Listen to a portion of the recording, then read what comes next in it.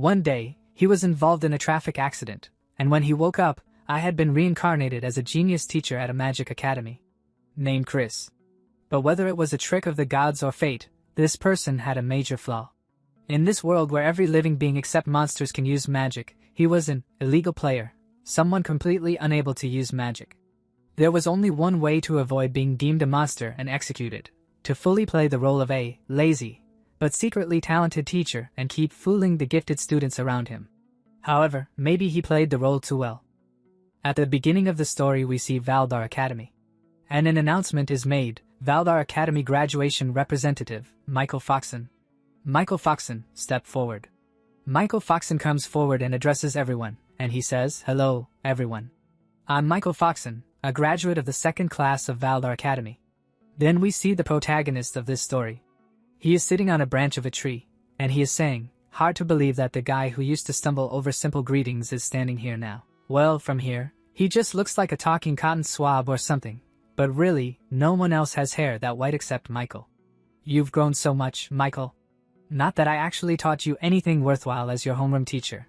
Truly, there were countless events over those years. It was so hard staying in character beside the protagonist of a fantasy novel. But now I've completed the main quest. Goodbye to 3 years of over-the-top character settings. Now begins my long-awaited slow life." Then Michael Foxon says, "But I owe it all to someone worthy of being called a true mentor, Professor Chris." By the way, the name of the protagonist is Chris Doton. And Michael Foxon has just taken the name of that person, due to which he gets shocked, and he says, "Why is my name coming up?" And Michael Foxon further says, "If I hadn't met you, I wouldn't be who I am today. Thank you for never giving up on me, even when I was weak and pitiful, and for guiding me. I also know you have your reasons for not being able to stay at the academy any longer. So please, give me a chance to repay you. I'll follow you for the rest of my life." Chris Doton is in great shock and says, "No, no, no. You're the protagonist. Your story is just getting started. The whole world is waiting for you. Do you have any idea how many scouts came just to recruit you?" Michael Foxon further says, "And it's not just me. All of us, my classmates, trained by your hand, we've gathered here for one purpose: to follow Chris Doton. We, all 5 of us, pledge our loyalty to Chris Doton." Chris Doton gets stunted and says, "Wait, what is this situation? How did it come to this? I'm just an ordinary, powerless person from another world who can't even cast a single spell. Did I mess up the character settings?" Chris Doton tells about his story and he says, "This all started before I ever became a teacher at Valdar Academy, right after the car accident. That day, as my consciousness faded, something suddenly appeared in front of me. A system window opened in front of him, main quest. The Earth God's wish, a new life. 2. Something. Accept quest? Yes or no?" Chris Doton is looking at the system window in surprise, and he thinks, "What the heck am I seeing? Am I really about to die?" That's what I thought until I saw that one word. I want to live. There's no way I'm dying here. My life is just getting started. In that moment, I chose to live. Without hesitation, I pressed the button. Yes. Then his eyes open inside the novel. He wakes up in a shock. A lady is standing in front of him, who is happy that Chris Doton has woken up. Chris Doton was surprised to see the things around him, and he thinks, huh? Wait, she can't see the message window? But more importantly, when Chris Doton heard his name from that lady, he was surprised. Then that lady gives Chris Doton his ID card and says to him, "Yes, Mr. Chris Doton. Here is your ID." Chris Doton looks at his ID card and it is written in it that he is a new teacher. His name is Chris Doton and he is also a teacher of Valdar Academy. And he says, "New teacher at Valdar Academy? Wait, this isn't even Japanese. Why can I read it? Today was supposed to be your first day. The entrance ceremony has already ended, but since it was a train accident, the academy will understand." Train accident. Then he says to the lady, "Excuse me, could I borrow a mirror?" Then the system window opens in front of him. Main quest, the Earth God's Wish 1-1. Welcome. You have been reincarnated as Chris Doton, a new teacher at Valdar Academy. You will spend the next 3 years completing quests as Chris Doton. Chris Doton thinks, I've been reincarnated. No wonder those cheesy iSky lines felt natural. And Valdar Academy, that's from the fantasy novel I used to read for fun. The Strongest Demon King Hero, the story of a weak protagonist who awakens as a demon bloodline heir, sweeping aside all enemies with cheat abilities, and ends with world domination and a harem. Classic. But that was a while ago. I don't even remember how many chapters one read. Also, who the heck is Chris Doton? Chris Doton is looking at the system window. A teacher must have disciples. Reach the front gate of Valdar Academy within the time limit. Reward: map of Valdar Academy, April 1st, remaining time, midnight. Penalty: death. Chris Doton gets a huge shock when he sees the penalty. And he punches the system window and says, penalty: death? I just died, and now you're saying I'll die again if I fail. The lady is shocked as she could not see the system window. Also, she cannot understand Chris Doton's problem, and she says, Mr. Chris, you need rest. Wait, who are you yelling at?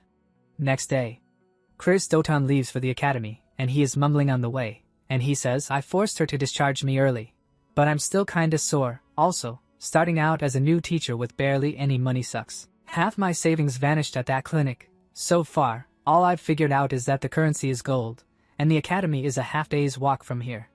Also, who is Chris, really? Still, I've always wanted to try this. Status window open. And Chris Doton starts looking at his status. Fame, 0/shut-in mage, magic, S/human magic crystal, strength, F/good condition, agility, F/like a snail, defense, F/like a wet sheet of paper.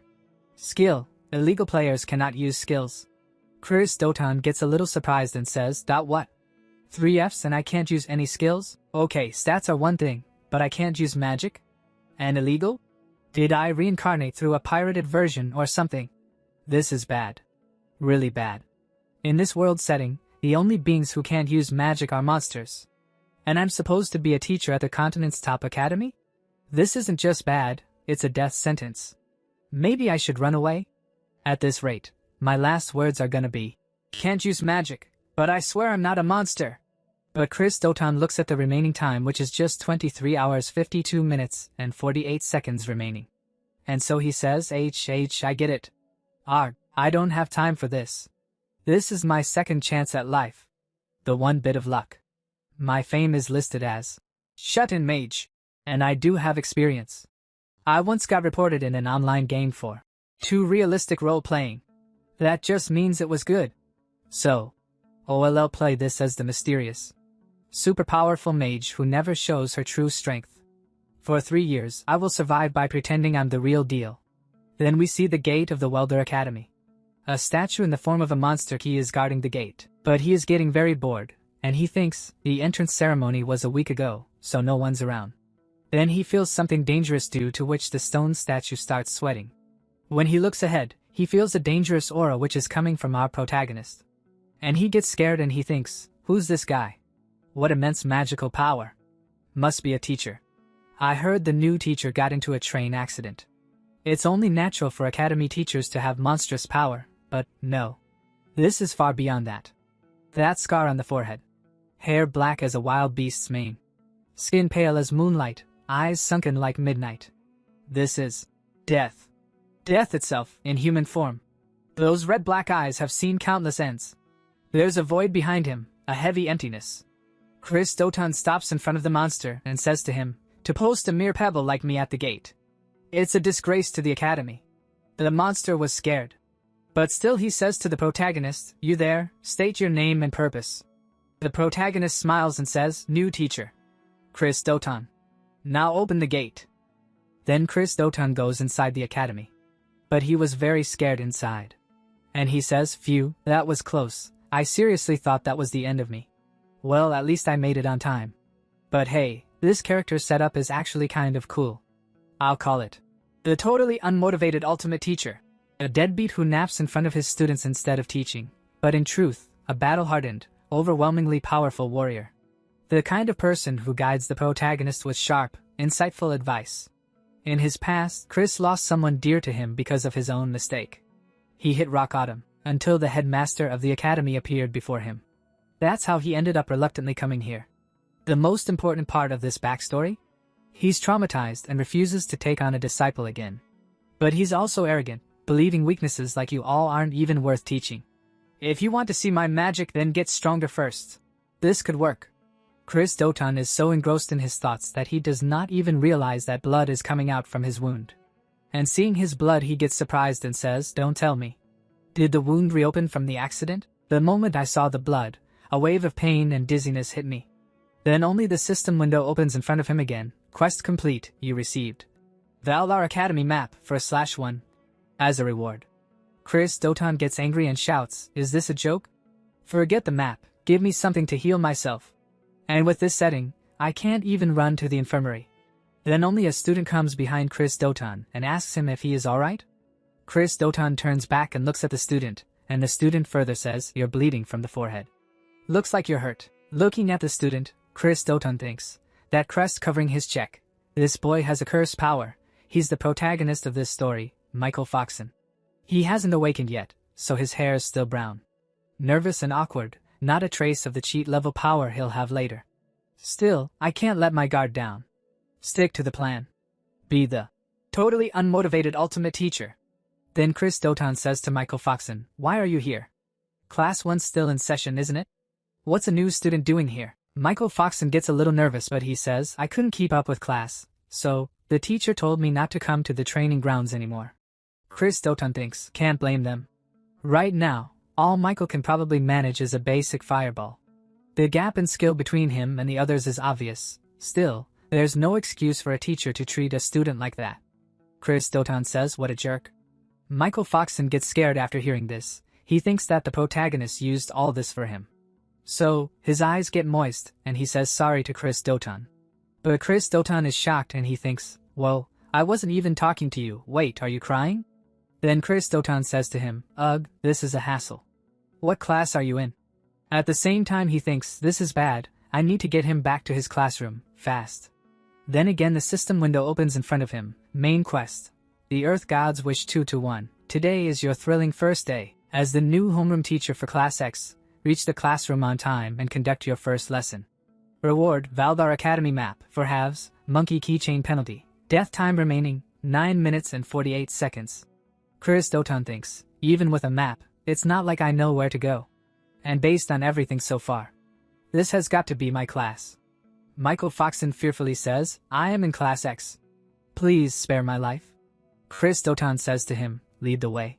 And Michael Foxon fearfully says yes. And Chris Doton looks at him with sharp eyes and he says, did I stutter? I said lead the way. And now Michael Foxon gets very scared.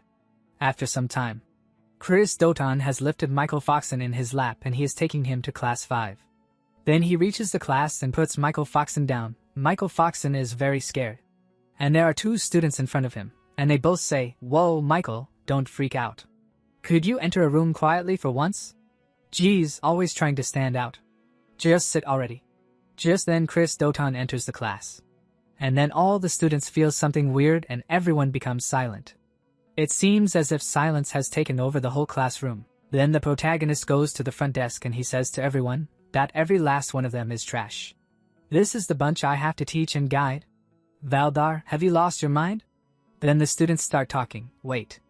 Valdar? Is that the name of the headmaster? Anyway, who is that guy? He's bleeding from his head. Then a student raises his hand and says, excuse me, but who are you? This area is off limits to unauthorized personnel.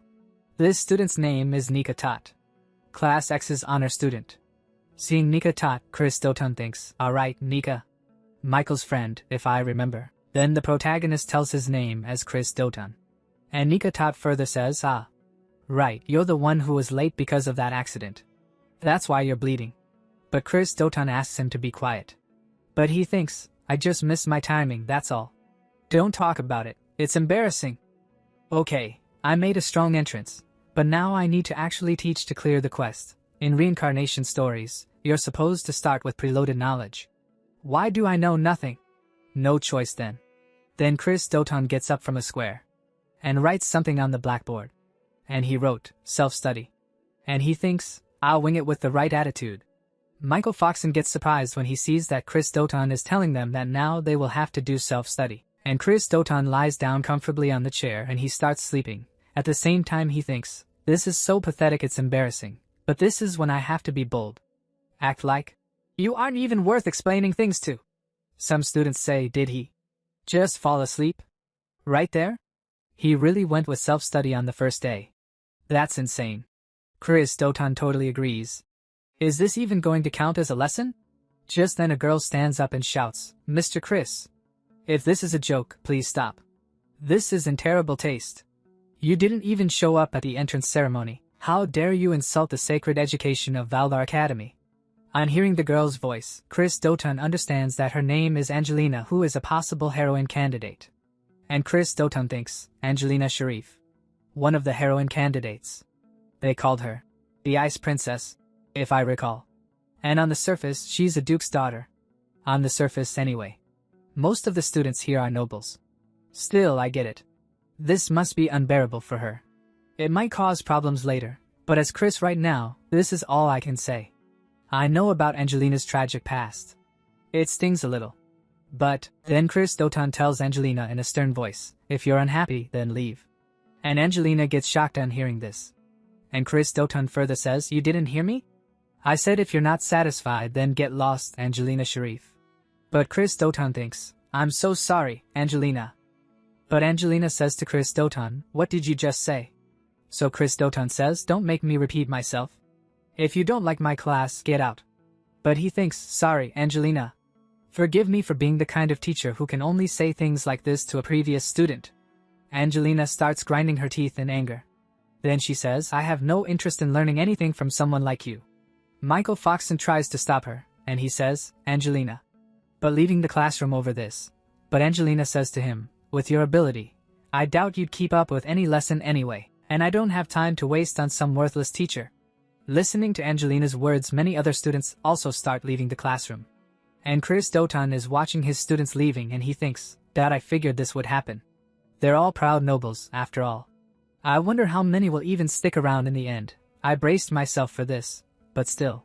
If I get fired, what then? All I can do is trust the headmaster to have my back." Then the system window opens, quest cleared. You resend. Map of Valar Academy 2/4. And monkey keychain. As rewards, Chris Dotan thinks, "For now, I survived." Oh? It just happens that only the main characters are left. The protagonist Michael, the honor student Nika, and the potential heroine surrounding the main character.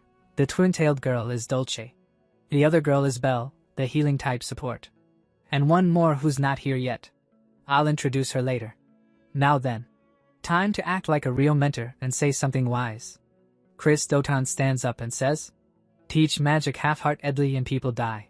Hearing Chris Dotan's words, all the pending students' ears perk up, and they all get shocked, and Chris Dotan says, "That's why Valdar Academy is a training ground for killers. Give a deadly weapon to someone who can't even control their own mana, and it won't be them who dies, it'll be someone else. Calling it an accident or mistake, that's just sugarcoating reality. Do you have the resolve to bear that responsibility?" But all students become quiet, and no one says anything. Then Chris Dotan starts leaving from there. After some time, Chris Dotan comes out of the classroom and stands near a wall, and he starts laughing and he says, "I think my lifespan just shortened by 10 years, creating a character whose life depends on their performance. Really is a whole other level. I need to adjust to this reality, and fast. Oh, right. That monkey keychain I got as a reward. What is this?" Chris Dotan has a small monkey keychain in his hand, and Chris Dotan is happy seeing it, and he says, "What the heck? It's adorable. I personally love it, but if Chris carries this around, it'll totally ruin the vibe. I wonder if it has any effects?" Then suddenly the system window opens in front of him, and it says, "Equip item. Monkey. Chin? Yes or no once equipped. It cannot be removed for 5 minutes. Choose wisely." Chris Dotan says, "So I won't know the effect until I equip it? Alright, let's just check what it does." The system says, "You equipped monkey keychain. While equipped, your agility increases by 1 rank. From F snail to E big bros snail." And Chris Dotan becomes happy seeing this, and he says, "An entire rank boost to agility. This is a cheat item. As long as I hide it under my clothes, it's fine. Higher agility means better offense and dodging." The system further tells Homer, while quicker speech will end with key. Example. The system is truly generous key. Chris Dotan gets surprised on listening to the system's words. But he controls himself and says, "What? Did you just say? Are you implying I'm a monkey?" And Chris would never talk like that. A girl is watching all these actions of Chris Dotan from behind, and she gets a bit surprised. Then she takes Chris Dotan's name. And when Chris Dotan turns back and looks, she is standing there. and he asks Chris Doton, "Why are you here?" Then Angelina is unable to move, she stops. And Chris Doton thinks, "Crap. I should have used a stealth spell." Angelina thinks, "The moment those Reaper-like eyes locked onto me, my mouth opened on reflex. There's no way any excuse would work on this person, not even the Duke Sharif family name. I know her type well. People who trust only in their own power and disregard everyone else, arrogant geniuses. That scornful gaze, I've seen it more than enough to last a lifetime. What now? You're not going to check my pockets, restrain me, or stop me from running? Is this what they call silent pressure?" Then Angelina says, "You saw, didn't you? That I was smoking. I won't deny it. I know it was wrong. I'm sorry. I'll accept whatever punishment is due." Angelina thinks, maybe it's good that he caught me. There's no way he'd let it slide anyway. Even if it hurts my reputation, if he tells me, "You're unfit to inherit anything," and rejects me outright, then maybe I can finally give everything up and just be free. Chris Doton touches Angelina's forehead with his finger and says to her, "Pathetic kidkey." Angelina thinks, "YH? What does that mean?" That look. It wasn't scolding or furious. It was like someone who had seen another suffer and meet a tragic end, just like them. Trying to numb the pain through reckless behavior is foolish and short-sighted key. No matter how powerful you are, you can't redo the past. That regret. That way of seeing echoes of the past in similar moments now. You're just like me. You're human too. So you weren't just some tyrannical generalist after all. Then Chris Doton starts leaving. And Angelina gets surprised when she sees a monkey keychain near Chris Doton. And she thinks, that monkey doll doesn't match your appearance at all. You must have gotten it from someone important, or maybe it's a memento. I'm sorry for reminding you of something painful. And for acting out of line despite being such an amateur. But Chris Doton thinks, by the way, enforcing a no-smoking rule on campus doesn't fit your character at all, right? Wait, was she able to tell my speech turned into tea? After some time, Angelina comes back to her classroom and sits down. Chris Doton is surprised to see that Angelina is back. And Angelina says, don't misunderstand. I was just curious about Belle Fruzia's healing magic, that's all." And Nika Tot gets excited and he says, "So, X class now has me, Nika Tot, Michael, Dolce, Belle, and Angelina. That makes 5. It's like a small elite unit. So cool." And Chris Doton thinks, well, the rest of the students all requested transfers out of this class. Dolce says, "I wanted to show those useless extras what we're made of, right, Michael?" Chris Doton thinks, as expected of Dolce, a real little devil-type heroine. And Belle says, "Dolce, don't tease Michael. The teacher is about to explain today's lesson." Face forward. "Professor, what will we be doing today?" Chris Doton says, "Well, I guess it's finally time for a real lesson. If I could avoid it, I would." Then he says to the student, "Today's lesson is field training." And the system says to Chris Doton, "Main quest, one of the Earth God 1 to 3, first real tracking mission. Take the X-class students to Vinitz Plains and slay monsters. Complete all objectives within the time limit. Reward: map of Valdar D, 3/4, rusted sword penalty. You already know, right? Monsters defeated 0 out of 50. Time remaining, 24 hours. After some time, we see the beautiful place. Then a teleportation formation opens and Chris Doton and his students come out from it. And Angelina says, "The Vinitz Plains? So this is where the field training will take place." Nika Tot is excited. And he looks at Chris Doton with shining eyes and he says, "Wow. Professor, we haven't even been given weapons yet, and you're already using teleportation magic?" But Chris Doton thinks, "No, that wasn't me. We were just in the classroom, and the next thing I know, we were here. What's going on? Spatial magic isn't something students can use." And then Dolce looks at Chris Doton's head and she says, "Wait, there's a shadow over Professor's head." And the students think, that must mean we were summoned here by someone else. That's a horned rabbit. There are horned rabbits behind Chris Doton. And the system tells Chris Doton, teleportation by an unknown party confirmed. You have arrived at the designated location. And Chris Doton thinks, we were brought here by a third party. Dolce shouts, it's a horned rabbit. Angelina says, Professor, there's a boss monster right behind you. Chris Doton looks back in fear and thinks, am I going to die? And the system tells Chris Doton that the remaining time is 23 hours 59 minutes and 59 seconds left. Until now, he had not hunted even one of the 50 monsters. And there are 2 dangerous monsters in front of Chris Doton, as well as the boss monster. And Chris Doton thinks, get a grip. Right now, I'm Chris Doton. What would he do in this situation? To him, this kind of thing wouldn't even count as playtime. He'd probably use it as a chance to test the students. Then Chris Doton shouts and says to the students, you fools. Have you already forgotten why we're here? Angelina says, what? You can't be serious. You expect us to train in this situation? Do you even know what's behind us? But Nika Todd is excited and says, get it now. Angelina. That must mean Professor will handle the boss himself. We just have to take care of the smaller ones. Chris Doton gets happy and thinks, what a model student. He just saved my character with that perfect interpretation. Dolce says, that's so we're just on Ming and Clean to do? And Angelina looks at Chris Doton with scared eyes, but she says, that I understand. You must have a plan. I believe you wouldn't knowingly put us in danger. And Angelina takes out her spear and stands in a fighting posture. And she moves forward and starts attacking the monster. And seeing this, Belle says, leave support to me. If anyone gets hurt, I'll heal you right away. Michael Foxon starts gathering fire in his hands to use his fire magic. Chris Doton is happy to see Michael Foxon's fire magic and he thinks, great job, everyone. As expected of the story's main cast and their companions. This is going smoothly. Slowly, all the students together start killing the monsters and slowly the number of monsters killed is increasing. But then the monster's saliva drops on Chris Doton's shoulder, feeling which Chris Doton is shocked.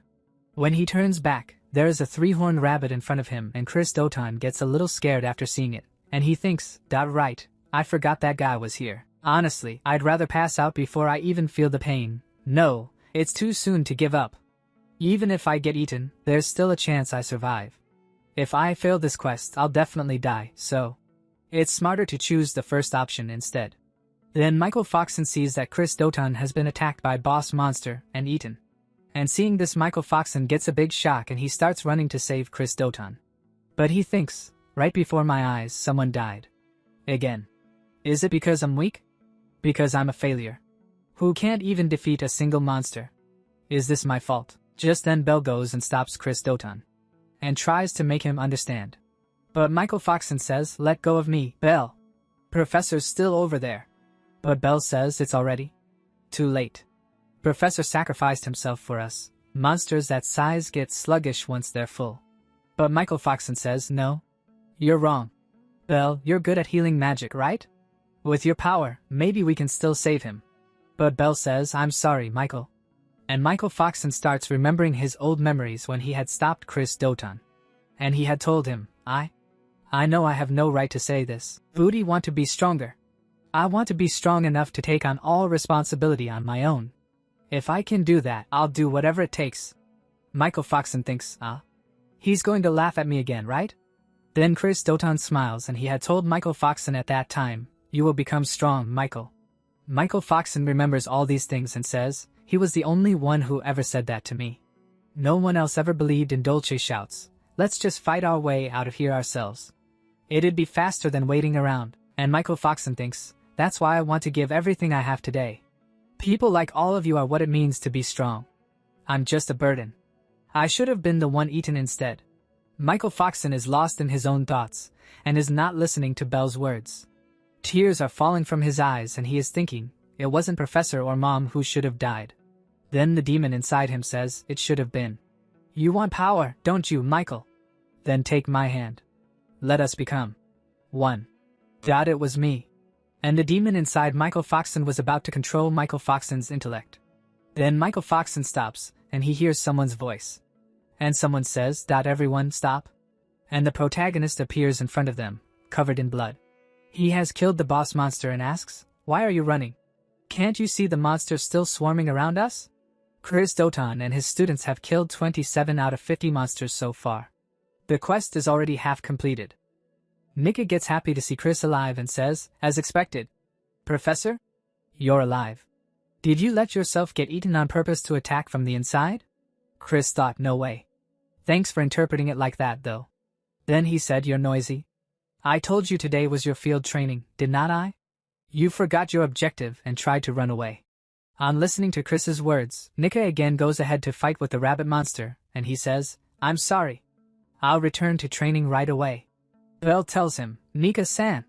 It's dangerous to go back alone. Then Dolce says, Professor, even if those idiots manage to get through that, my eyes won't miss a thing, you know. I'll find out what you're plotting sooner or later, so look forward to it, okay? On listening to Dolce's words, Chris thought, yep. This kid is definitely my top threat. Scary. Scary. I wish I could switch classes. Seeing Chris safe and sound, Michael and Angelina have tears in their eyes. But Chris is a little confused as to why they are getting so emotional. Anyway, seeing them both, Chris thought, are they crying because of me? What kind of protagonist is this girl, and she still hasn't fully awakened? Angelina said honestly. Was it really necessary to go that far? Even after you were eaten, we kept fighting without giving up. I thought this was a kind of test. But if you had the power to defeat it in one hit, you should have done it from the start. That was way too dangerous for just a performance. Chris thought, what should I do? They're misunderstanding everything, but I don't really feel like explaining. Because, by eating me, who possessed S-rank magic power, that monster, its stomach just burst from overeating. Then he said to both of them, I believe I said if you're unhappy with my methods, then leave. Also he thought, anyway, let's calm them down and get them back to training. Angelina said, I doubt we'll never make the same mistake again. Michael said crying, I am sorry. Please don't abandon me, Professor. Chris thought, I'm kinda feeling guilty now. Chris said, then you all get going too. At the same time he thought, I really do want to explain everything properly. But every living being in this world possesses magic power. Among them, monsters are born with relatively little magic power, so they have no choice but to absorb it from other life forms. The human species in particular, which holds overwhelming amounts of magic power, is often targeted by monsters. Magic power, as human magic crystal. However, all I have is an overwhelming amount of magic power. In other words, to them, I'm the ultimate dish, premium foie gras topped with caviar. But what happens if you try to stuff a watermelon into a small plastic bag? Magic power that exceeds capacity can't be absorbed and just bursts the container. Well, I didn't really think it would go that smooth. Anyway, now that the boss is dead, the small fry would normally come after us. Dolce attacks the rabbit monster using water magic, while Angelina attacks the monsters using birth magic and freezes them. Chris is shocked to see their power level and thinks, but these kids are perfectly in sync even without being taught anything. It looks like I don't need to worry. In that case, at the very least, I need to be able to protect myself. Chris uses monkey keychain, item monkey keychain equipped. While equipped, agility increases by 1 rank. F snail, to big bro E snail. Chris is about to fight the rabbit monster and he thinks, I probably won't need to give the students any more orders, so I'll boost my agility here. But the rabbit monster has more agility than him and Chris barely dodges the punch. But he still gets a little injured and his heart is pounding, and he thinks, hi. If I were still F rank, half my cheek would have been gone. I'm not Ampa Man, you know. The other students are easily killing the rabbit monsters and so far they have defeated 49 out of 50. And Dolce smiles and says, I'm so sorry, I thought I got them all, but it looks like one slipped through. Someone is watching them all from a distance and he is sitting on top of a dragon, and he says, I can't believe it. I thought it was just a possibility, but it's really Chris, isn't it? Seeing him, Chris thought, who is this guy? He totally looks like he's screaming, I'm the mastermind.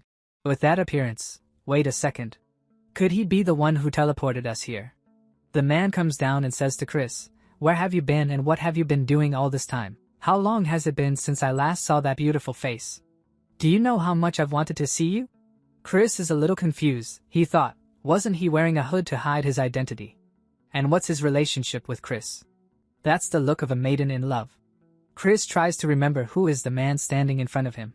His students are also surprised and they also want to know who that man is. Chris thought, you've got it all wrong, everyone. I seriously have no idea who this guy is.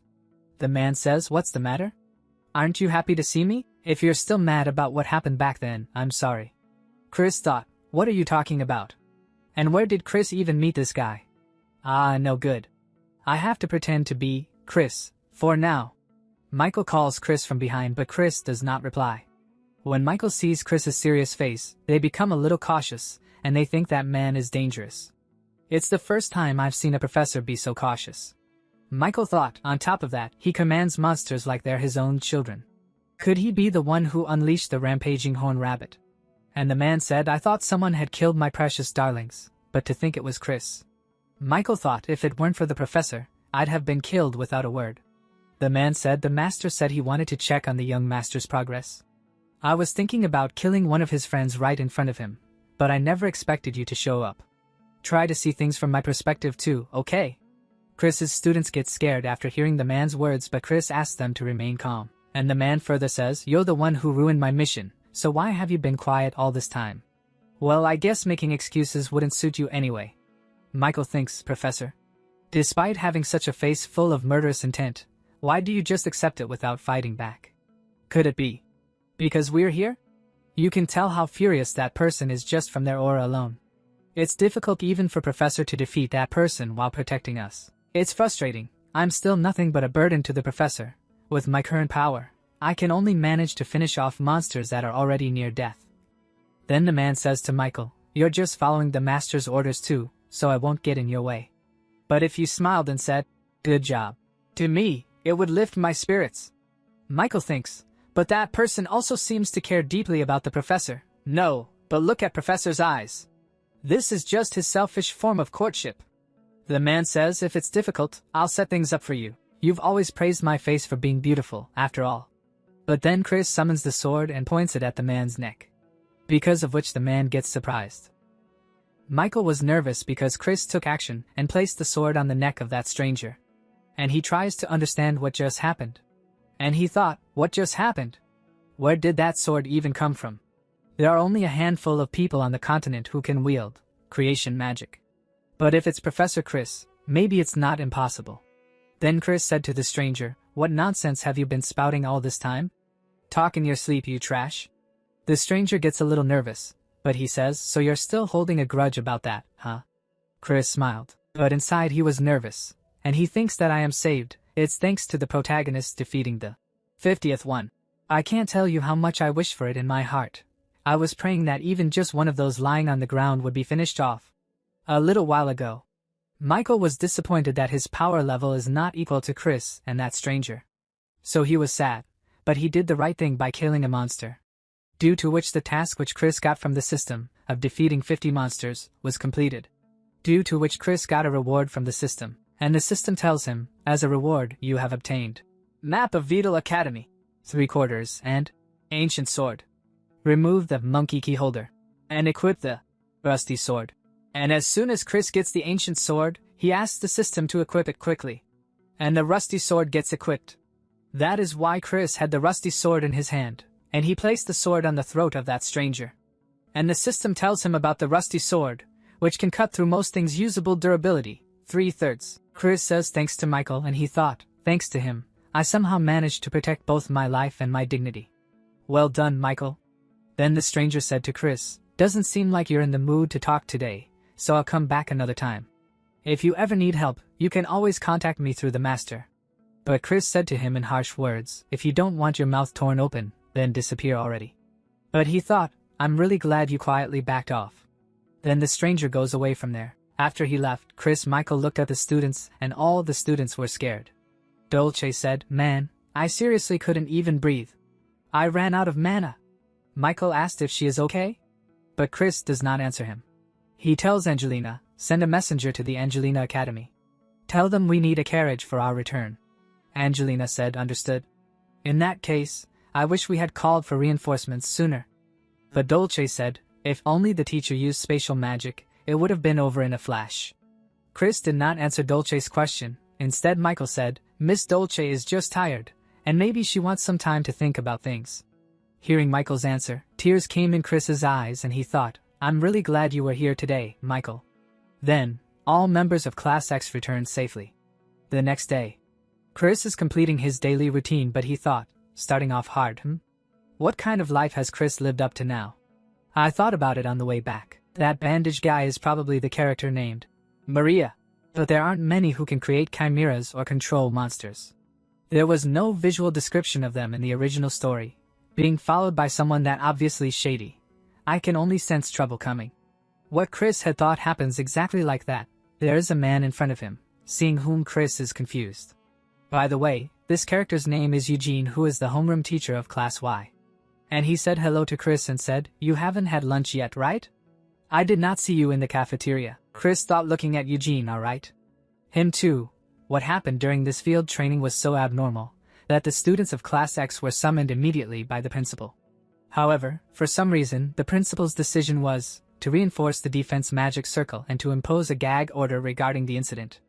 And also, one person was assigned to monitor me. It's this narrow-eyed teacher. The principal probably realized the person who approached me was part of the Demon Lord's army.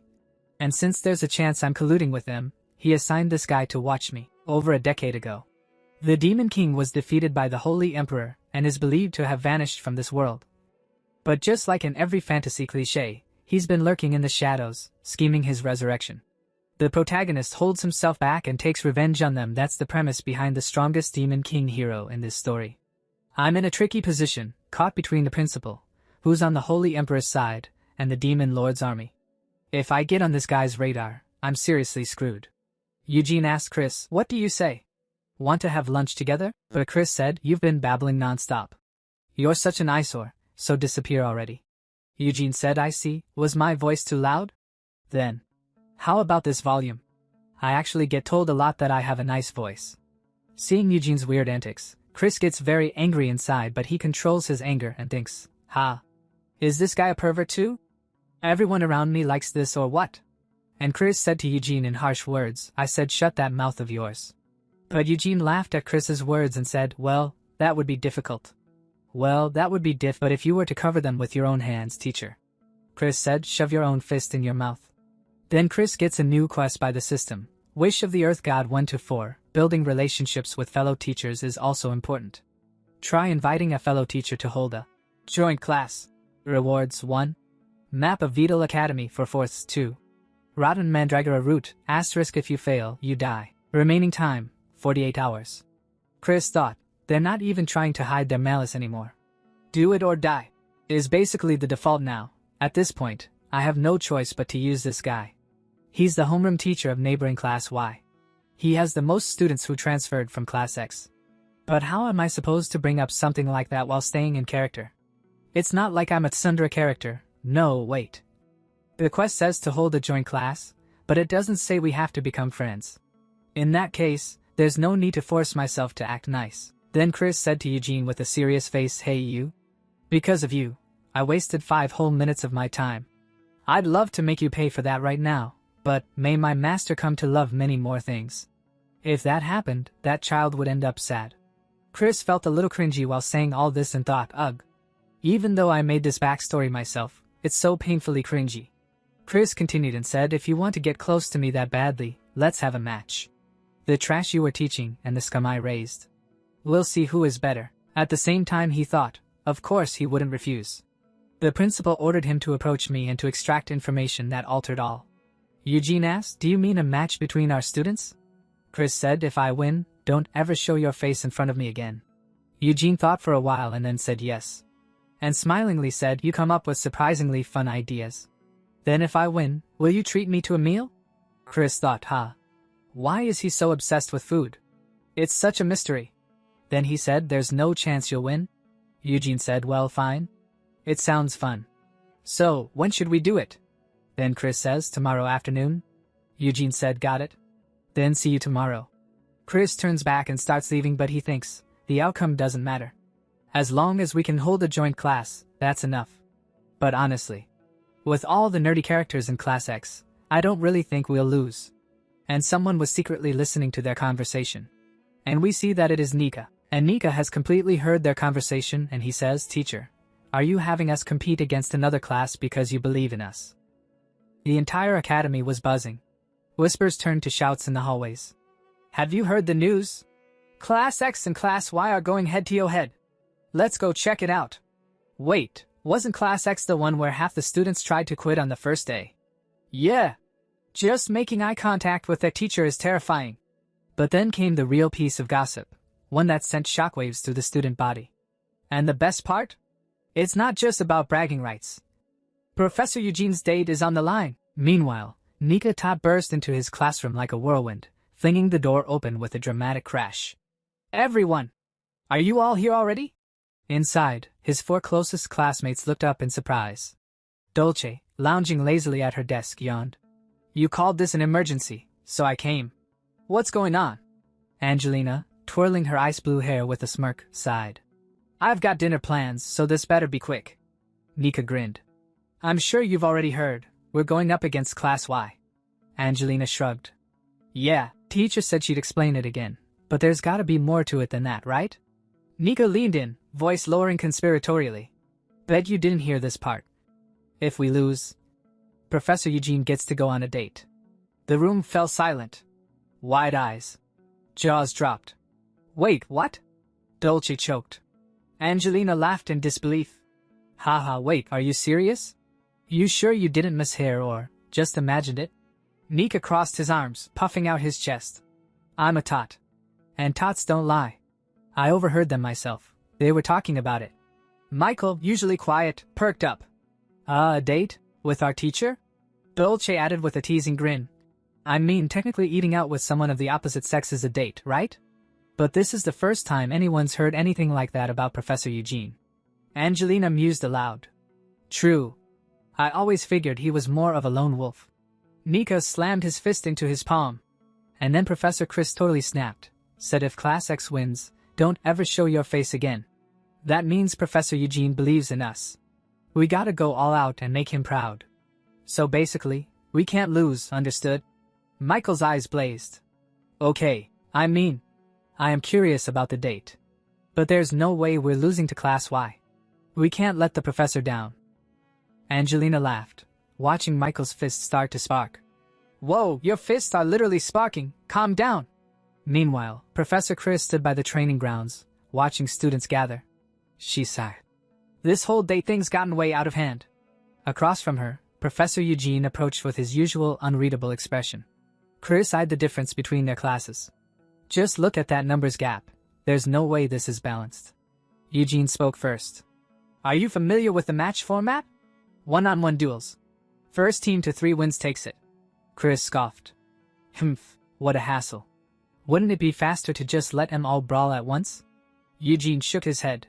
It's too early to teach them team battles. Chris raised a brow. Oh? My students already pulled off combo attacks without blinking. That main character buff is ridiculous.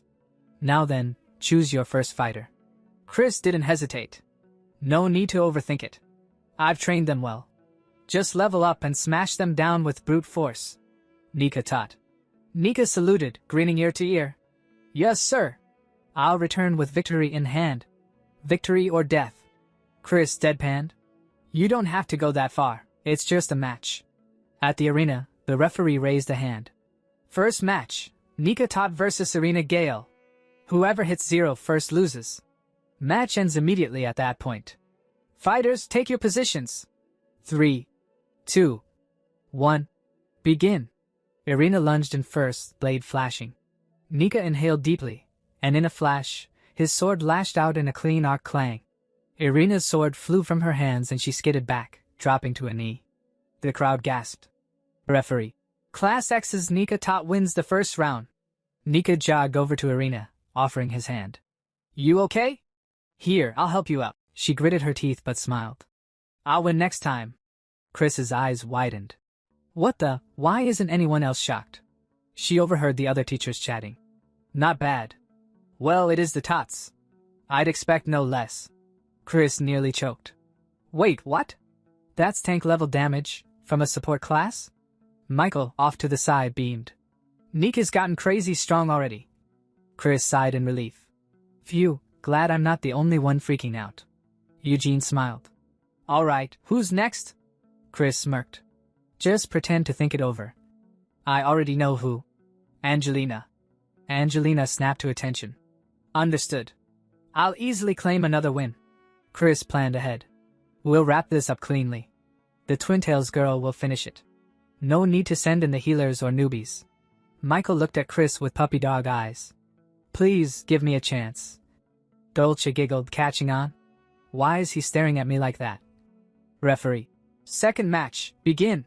Angelina summoned her shimmering ice spear and charged. Her opponent parried, but Angelina's relentless assault pushed them back. The teachers watching murmured, as expected from the heir of the Sheriff family, classic ice magic. Chris's jaw dropped. Whoa, All those sparkles and crashes, it looks so damn cool. With a final thrust, Angelina's ice spear struck true, sending her opponent sprawling. Referee. That's enough. Class X's Angelina Sheriff takes the win. Angelina grinned proudly. Naturally. She turned to look at Chris with smug, expectant eyes. Why does she look like my family's dog when it's being smug? I want to praise her, but I gotta stay in character. Chris barked. What are you waiting for? Get back here! Now. Angelina flinched. I was already on my way. Eugene folded his arms. One more win, and it's over for us. Chris cracked her knuckles. Let's finish this cleanly. Dolce. Dolce skipped forward, beaming. Professor, I'll tie them down for you. Dolce suddenly raised her hand and announced loudly. I forfeit. Everyone nearby was caught by surprise. Nika's eyes widened in shock as she quickly spoke up. Eh? Why? Did you suddenly feel unwell or something? You're not thinking of letting the teacher go on a date or something, are you? Hearing this, Chris also turned his head, surprised. He thought to himself, huh? What's a date? Well, whatever. Let's just hear her reason first. Chris then asked directly, Did you get cold feet? But Dolce shook her head with a carefree grin. Nah, it's not like that. I just thought it would be unfair. I mean, it's against the rules for me to participate in a one-on-one match, right? Chris furrowed his brow slightly, his mind spinning. Well, that's certainly true, he admitted internally. This kid has an invisible sixth member of the protagonist's party. After all, she has her twin sister with her. However, that fact was supposed to remain an absolute secret. Due to various complicated circumstances, no one else was supposed to know about Dolce's twin. What are you planning? Chris wondered warily. Dolce then turned toward Michael with a bright, teasing smile and said, So win in my place, okay. Michael. Chris sighed inwardly. As I thought, she's trying to score points. She probably thinks she's giving the protagonist a chance to shine. Well, it's not a problem to lose once or so. He then called out to Michael. Michael, are you prepared? Michael clenched his fists tightly, his expression full of determination. Yes. I'll give it my all and definitely secure victory. Well, it's just a match between students, Chris thought, somewhat reassured. It should be fine. Now, the match officially began. Michael stepped into the arena. Standing in front of him was a menacing-looking student with a cruel smirk on his face. The academy bully. The bully sneered. Hey, Michael, you cursed, disgusting commoner. You should be grateful that I'm your opponent. The moment Chris saw that student's face, his eyes widened in horror as a cold sweat ran down his back. Oh no. I forgot. There are mob characters who bully the protagonist. The bully stepped forward, provoking further. Hey, don't just stand there silent. Say something, will ya? But Michael remained silent, his face stiff, unable to respond. Chris clenched his fists. It can't be helped that there are characters who provoke the protagonist in this setting. But now is not the time. The bully, sensing Michael's hesitation, grinned maliciously and delivered a cruel, unforgivable blow. How does it feel to come to the academy after killing your mother, you piece of trash? Michael's entire body tensed, his expression twisted in pain and anger. A sharp headache struck him. Don't say that, he managed through gritted teeth. Chris's nerves were on edge. It wasn't just his magic power that increased after that incomplete awakening the other day. That was something different from an awakening. A concerned teacher nearby leaned in and asked, What's wrong? Are you okay, kid? Michael gritted his teeth harder, glaring at the bully. No good. Quickly run away, he warned in a strained voice. Seeing Michael's condition rapidly deteriorating, Chris's heart pounded. That's a sign of going berserk. But the foolish bully ignored him and scoffed. Huh? What are you saying? Just stay still. I'll take you down in one hit. Chris could feel his nerves fraying. This is bad. Now's not the time to worry about character roles. Without hesitation, he shouted loudly to the entire arena. Match cancelled. But it was too late. A dark, ominous energy began pouring out of Michael's body, surrounding him like a thick, malevolent fog. The evil aura grew thicker and thicker, crackling in the air. Teachers and students alike stared in horror. Chris's face went pale as fear gripped him. It's over. He's completely turned into a monster now. The sinister, demonic presence around Michael intensified. His face twisted, his real, monstrous side, hidden beneath his usual gentle appearance, was now visible to all. A collective scream echoed across the arena. "Monster! Monster!" The students panicked and began shouting in terror. The bully who had mocked him earlier was now trembling in fear, his voice quivering as he pleaded. Please! Help me! Somebody!" Michael's monstrous form slowly stepped forward toward the bully, his eyes glowing with hatred. At that moment, a familiar ding sound echoed in Chris's mind as a system notification appeared before his eyes. Quest difficulty may change depending on the situation. Please successfully complete the class as a teacher. Chris gritted his teeth in frustration. Every single time, they push unreasonable demands on me. They want me to stop the protagonist's rampage, with my own hands. He knew he had no other choice. Without wasting a moment, he quickly moved toward Michael. The students watching gasped in shock. Teacher Chris! Chris clenched his jaw. The only saving grace is, this place is designed so that no one dies. Plus, that kid probably still has some reason left. But before he could reach Michael, Eugene, another teacher, quickly appeared beside him. Eugene summoned magical chains and tried to bind Michael in place. The glowing chains wrapped around Michael's monstrous form, but in an instant, he tore through them with frightening ease and sent Eugene flying backwards. The crowd screamed in terror. Teacher Eugene! Everyone fall back. All faculty members, prepare binding magic. But another teacher shouted in panic. It's no use. It won't work. That abnormal magic power is blocking our spells. One of them cried out. Teacher Chris! What are you doing? Please, run away quickly. But Chris didn't panic. He pushed forward, stepping fearlessly into the corrupted aura. Michael's monstrous figure paused for a moment, his monstrous eyes catching sight of Chris. Something in them flickered. If it's Chris, she definitely won't run away, one student whispered. Michael, though trembling, still retained a tiny shred of his consciousness. His mouth opened weakly. Teacher. No. Run. Run away. Quickly. Chris took a steady breath. I almost broke character from being too scared. But I can't give up here. He still recognizes my face. Now's my chance. Without a word, Chris stepped up and stared into Michael's eyes. Michael's body stiffened as he began to sweat nervously.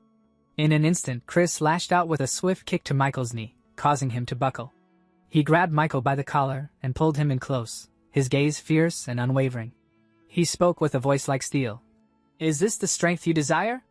It doesn't matter what fate you bear. If you make a true resolution, you can be reborn as a strong person. That's why I said you can become strong. There won't be a next time. He stared into Michael's eyes. Come back, Michael. The words struck deep inside Michael's heart. His monstrous aura wavered. Come back. Michael. Michael's eyes trembled, his body quivering. Slowly, a trace of his true self returned. And with that, Chris turned to his student and called out.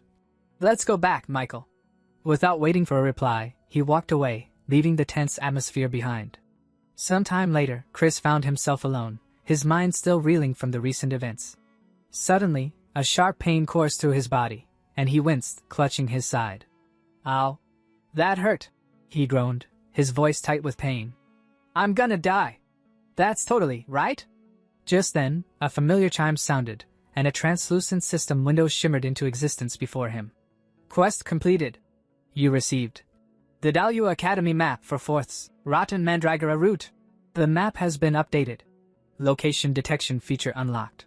Rotten Mandragora route. Consumable. Effect. Recovery speed increased by 200%. Side effect? Wish of the Earth God. You've completed all of Chapter 1 of the quest. Chris sighed deeply, muttering to himself. I left those students behind, and that creepy slit-eyed guy too. But I guess I did get some rewards out of it. The Vidalua Academy map, and now I've unlocked location detection. He paused, furrowing his brow. Still, I'm worried about Michael, but he crouched down near a doorway and cautiously peeked inside a dimly lit room. His heartbeat quickened, but he forced a casual expression onto his face, masking his concern with a thin veil of indifference. It doesn't really fit my character to get involved, he thought. Let's just say it's because I have trauma from losing a student. As he steeled himself to leave, a calm voice echoed from inside the room, startling him. I knew you'd come, the voice said warmly. You really are a kind person. Please come in. Chris's eyes widened, recognizing the voice. He stepped inside, where Eugene awaited him with a faint smile.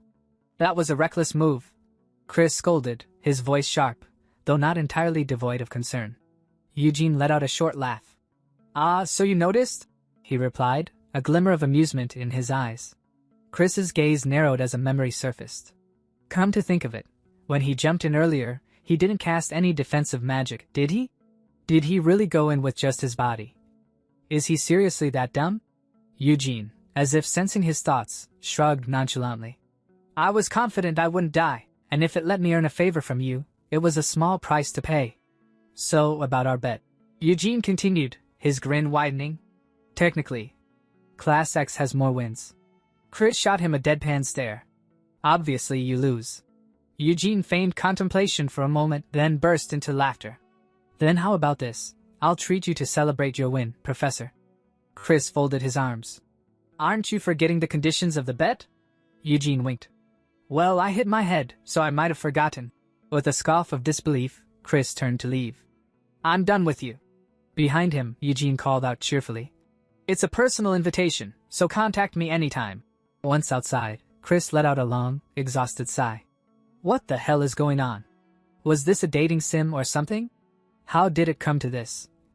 Before he could gather his thoughts, the system window popped up again with a crisp chime. From Chapter 2 onward, the route will branch based on player choices. Tap a choice to view route details. Route 1, Demon King. Route 2, Holy Emperor. Route 3, none of the choices. Chris squinted at the screen. What kind of choices are these? And why is there a tiny heart icon on the side? He tapped the explanation button. Demon King route. You've infiltrated Vidalua Academy as a spy for the Demon King.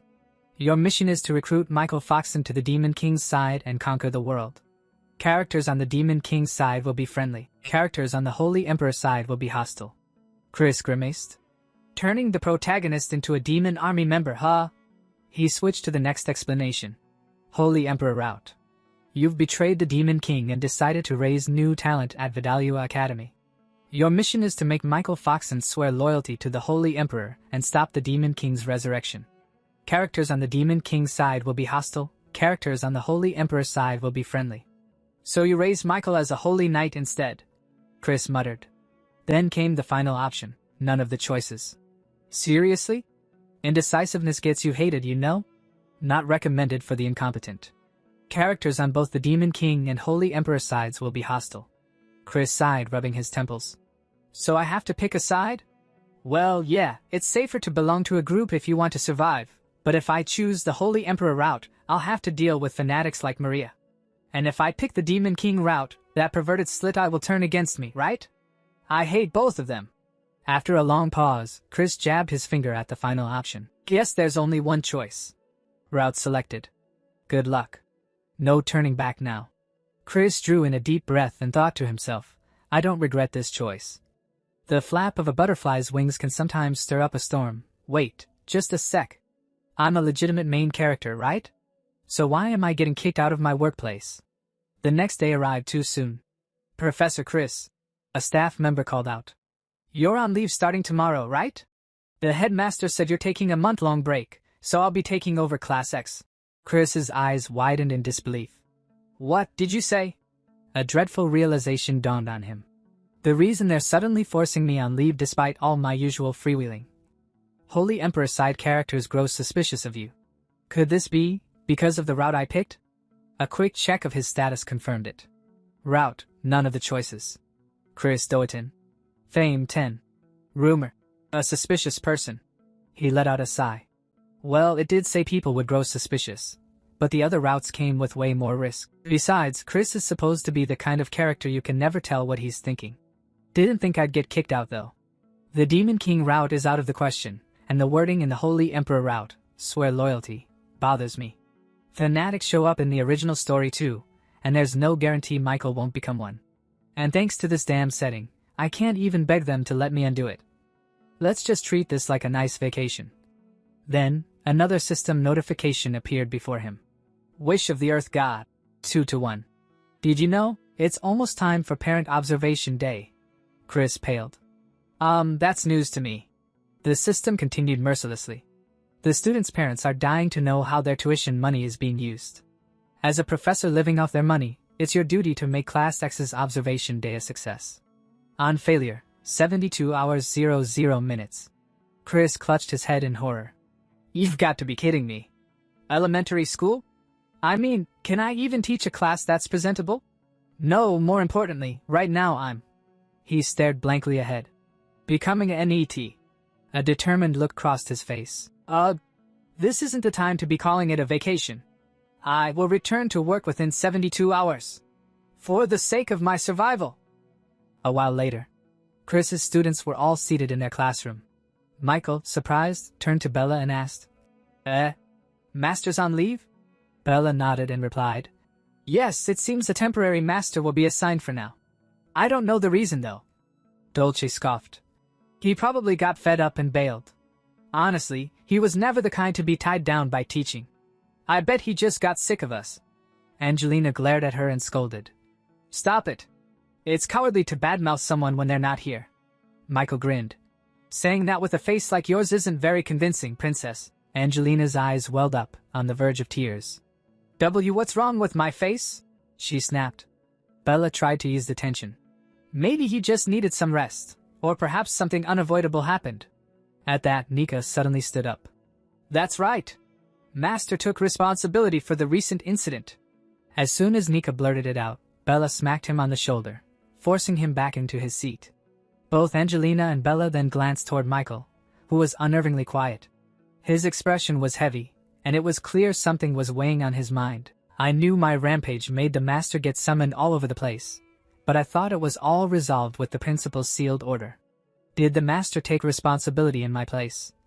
If a person truly resolves themselves, they can be reborn as a disciple, and yet I haven't even thanked him. Michael muttered under his breath. I have to do something. And then suddenly he shouted. Definitely, I'll bring Master back. Meanwhile, Nika came sprinting down a hallway, throwing open the door to a teacher's room. Temporary Master! It's urgent! Please convey my message to the principal, the teacher sighed. Sanai-kun? How many times have I told you, my name is? There's no time for that. Nika interrupted. Michael's about to lose control. The teacher pressed a hand to her forehead, muttering to herself, how many times has it been now? I only took this job because all the students here come from influential families, but they never listen to anything I say.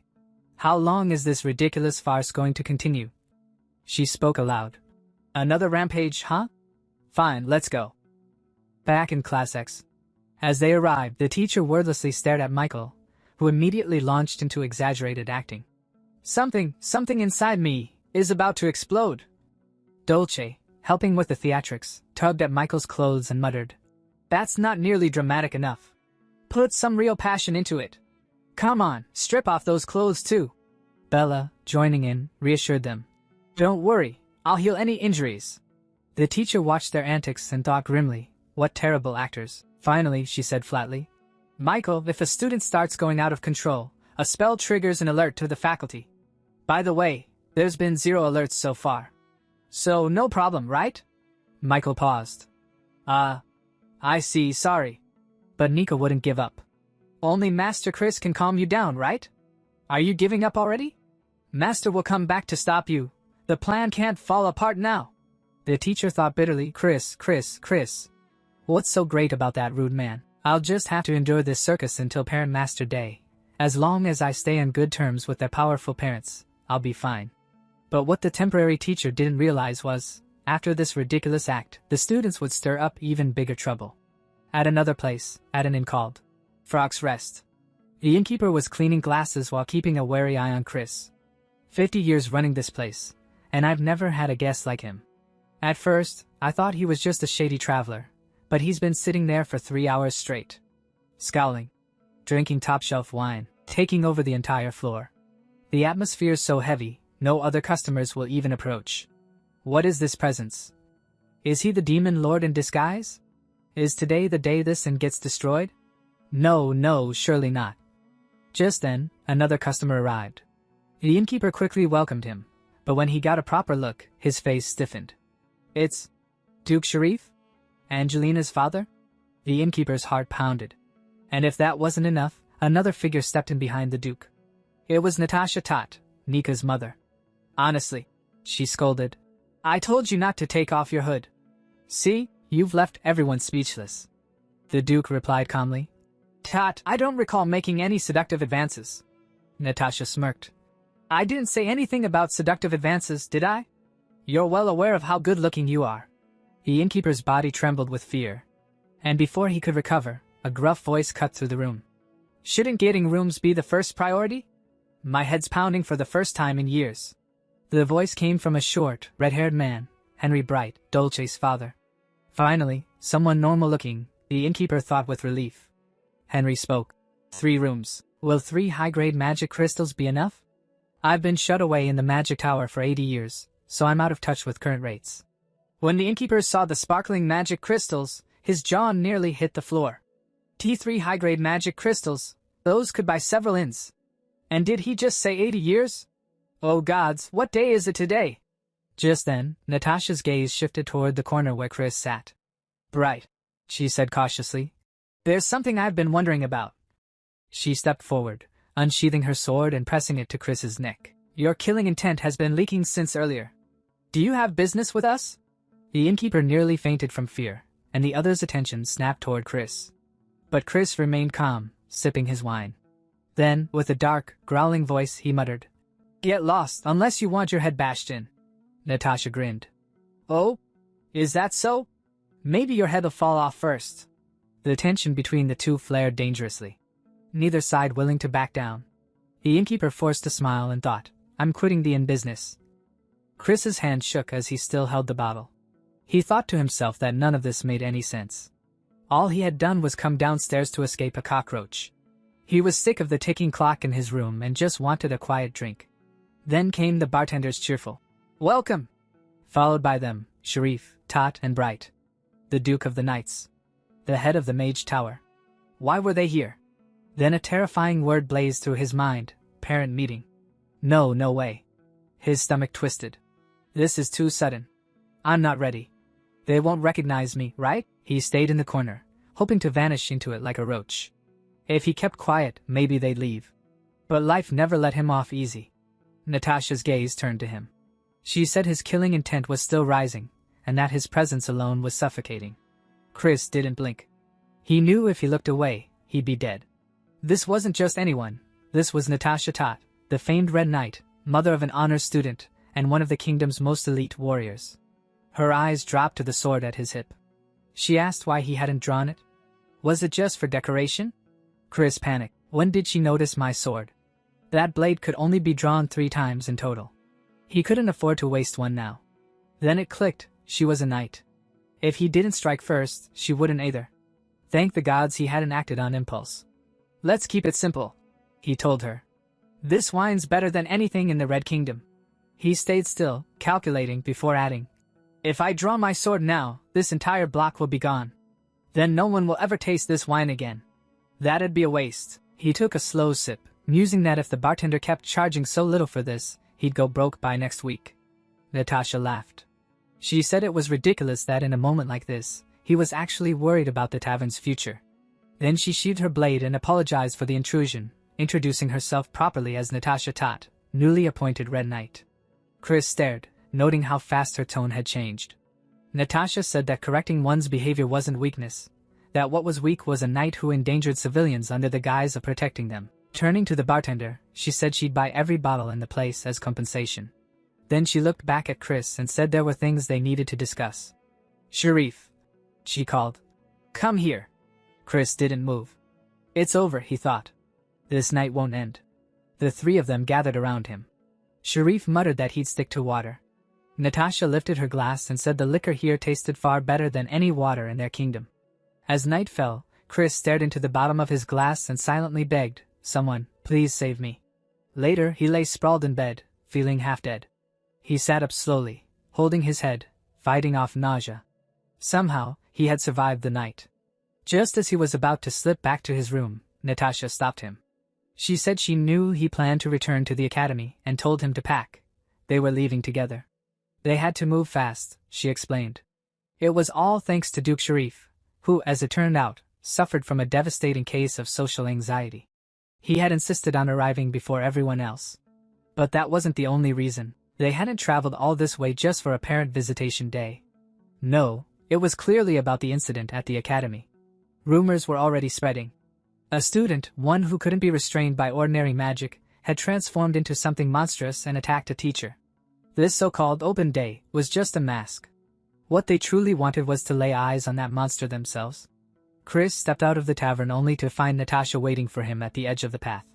She remarked, with a calm, almost teasing smile, that he was incredibly slow. She told him that his face looked terrible and instructed him to take her arm. If he felt faint, she said, he should lean on her. Chris froze. Had his drunken act been too convincing? Then Duke Sharif stepped closer, and to Chris's horror, the man looked genuinely concerned for his well-being. A wave of dizziness hit him.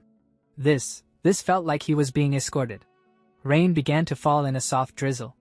Henry called for them to pick up the pace, and Natasha, still cheerful, noted how chatting made time pass quickly. Chris gritted his teeth. He was pretty sure only she had been talking. As the academy gates came into view, something shot from the trees. Chris reacted instinctively, slipping on the wet ground. Natasha caught him effortlessly and asked if he was all right. Then, without hesitation, offered to carry him. Shouts rang out from the distance, students calling for their teacher.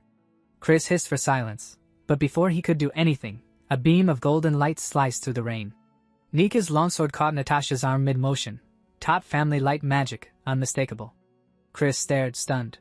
That young man, was that Nika? It couldn't be. Natasha blinked in surprise. She said she had mistaken the situation for an ambush, but judging by his reaction time, her son had grown. Nika, jaw tight and grip firm on his blade, demanded to know why his mother was abducting his teacher. Chris remained perfectly still, Natasha's arms still around him. This was it. His cover was completely blown. He must have assumed he'd been kidnapped. And worse, it seemed he wasn't the only one who had snuck onto campus early. The students ran toward him, shouting that it really was him, their teacher, Chris. Angelina's voice broke with relief as she said she'd always believed he hadn't been kidnapped. Chris sighed. As suspected, they clearly jumped the wall to get inside. He crossed his arms, tone sharp, and demanded an explanation. His eyes landed on Michael, who recoiled at the sound of his name. The boy clutched his collar tightly, eyes burning red as he cried out for his teacher. Rain streaked down the stone path as Michael stammered that he thought the professor had abandoned them. That was why they'd come, to apologize, to say thank you, to see him one last time. Chris tilted his head. This sounds like something out of a melodrama. Still, as he looked at the drenched, trembling student, something in him softened. These students were strange, yet they made him want to be better. He exhaled and muttered that they'd be nothing but trouble. Then he raised his chin and told them to return to the academy. Surprisingly, everything after that went smoothly. In the grand hall, noble parents chatted with careless familiarity. One waved for Lily and asked what horrors she'd put the professor through to make him vanish mid-semester. Another claimed Chris was the only teacher who could handle his granddaughter. A third declared that someone of his caliber was rare, even in their lineage. Chris realized that, whether through pressure or flattery, the parents had made his return official. Still, facing the silent classroom, he wondered what he was even supposed to teach. He wrote, "Independent study," on the board. Natasha lit up, saying how unique it was. Bright compared it to Eastern meditation practices. Chris glanced over the class, thinking at least those two were no longer an issue. They'd accepted him. But now, he had a different problem, Duke Sharif. The man lounged in the back, face serene. But Chris knew better. He was the one responsible for shaping Angelina into the Academy's perfect princess. A pale hand rose. Angelina asked if she could go to the bathroom. Chris nodded. She stood and immediately wobbled, hand flying to her mouth. Michael reached out to steady her. Duke Sharif narrowed his eyes and remarked that this was unusual. His Angelina didn't act like this. Chris shot up, muttering her name under his breath. She's taking it hard, maybe sneaking off to smoke again. He sighed and followed. Natasha called out, asking where he was going and if he was abandoning the guests. Chris replied curtly that class was over. There was nothing more to see. The doors closed behind the noble visitors. One muttered it was a letdown. Duke Sharif stood silent, while Bright simply said they should get a drink. Chris reached an ornate door. Muffled sounds leaked through, choked gasps and low groans. He paused, thinking that Angelina must have wanted privacy this badly just to hide herself here. Then a red light blinked on the wall. Dang. A translucent screen appeared, announcing the quest's completion and prompting him to choose a reward. Options scrolled: Frozen Warrior's Shield, Succubus Joy, Ultra-Popular Man's Cloak. Chris stared. These rewards are getting weirder. He picked whatever fit his character best and dismissed the screen. Right now, none of it mattered. He entered the room. Angelina crouched beside a desk, shoulders shaking, eyes wet with tears. Chris called her real name, Andante Sharif. Shocked, she looked up, stammering. Her voice broke as she wondered how he knew that name. Chris's expression hardened. So it was true. The novel's version of the truth filled his mind. Angelina was actually Andante, a boy whose development had been magically halted to impersonate his gifted younger sister after she disappeared. Chosen for his resemblance, and trained through cruelty and brainwashing, Andante had become the perfect Angelina. In the novel, the revelation shattered the fandom. He remembered the outrage in the comment threads. One user screaming the author had gone insane, another quitting, and a third grinning that secrets made characters even better. Andante Sharif, an illegitimate child of mediocre power, had been overlooked in favor of his sister. When she vanished, the Duke didn't search for her, he created her. Magic suppressed Andante's growth, and the trauma left deep scars. According to the story, he developed severe OCD and lived in constant pain. Andante sniffled and begged, saying that if her father found out, Chris would disappear like the others. Chris remembered with grim clarity that everyone who learned the truth about Andante was silenced by Duke Sharif. He straightened. "It's always the same with people like them," he said. "Do I look like someone you can mess with?" He grinned slightly, already forming a plan. The Sharifs were one of the few families who remained neutral, either siding with the Demon King nor the Holy Emperor. That aligned perfectly with his own position. But if he wanted to survive, he needed insurance. He looked at Andante and said the name firmly and clearly. Andante flinched and begged him to call her Angelina. Chris overrode her gently but firmly. He said that Andante would lead Class 10 to victory in the school tournament. That was the deal. Getting them indebted to him would be the fastest way to win. He had read the novel. He knew how to use that knowledge. In return, he promised to find the missing sister. Andante gasped. Chris added that, of course, he'd also free the princess trapped inside this charade. A chime rang out. A panel materialized in the air. Main quest: Earth Gods Request 2-2. Objective: lead Class 10 to victory in the Academy tournament. Reward: 1 lucky chance. Failure: death. Time remaining: 14 days. Chris narrowed his eyes. It was time to win the prize from the Academy's internal championship, the first semester tournament. Traditionally, each grade competed separately. The Eye of Flame, embedded with a single red magic crystal, was the symbol of victory. Chris's gaze hardened. That crystal, he needed it to find the real Angelina. Winning should have been simple, but there was a problem. Turning to his class, he reminded them that everyone already knew the first semester exam was a tournament. Then, slamming both palms on the desk, he announced in disbelief that this time, all grades would be competing together. "If it were easy," he said flatly, "it wouldn't be a real challenge." He remembered the promise he made to Duke Sharif during the parent meeting. "If they win the elimination matches, I'll find Angelina for you." But there had been a condition: the Duke had to free Andante. He could still recall the Duke's doubt: "Can I trust you?" His own reply echoed in his mind: "I never make promises I don't intend to keep." Outwardly, Chris was calm. Inwardly, that calm had already shattered. He had assumed they'd only face opponents from their own year. That assumption was gone now. Na spoke up honestly, saying that while he had some skill, defeating upperclassmen was unrealistic. Michael, however, clenched his fists and declared that they would give everything, if it meant fulfilling their teacher's wish. Chris's voice was resolute. "There's no turning back." Angelina followed with equal resolve. "Then we win. There's no other choice." From a distance, Chris watched in silence. He could see how desperate Andante was, pushing himself because of what was at stake. Yet one question haunted him: could he really turn these students into champions in such little time? He frowned. Something felt wrong. Around this time, Dolce should have been her usual annoying self, but she'd been silent. Nika noticed too and called out to her, asking her to calm Angelina down. When no response came, he asked if she was feeling unwell. Then Dolce finally spoke. Her voice trembled as she said that every year, around this season, a ghost appeared at the academy.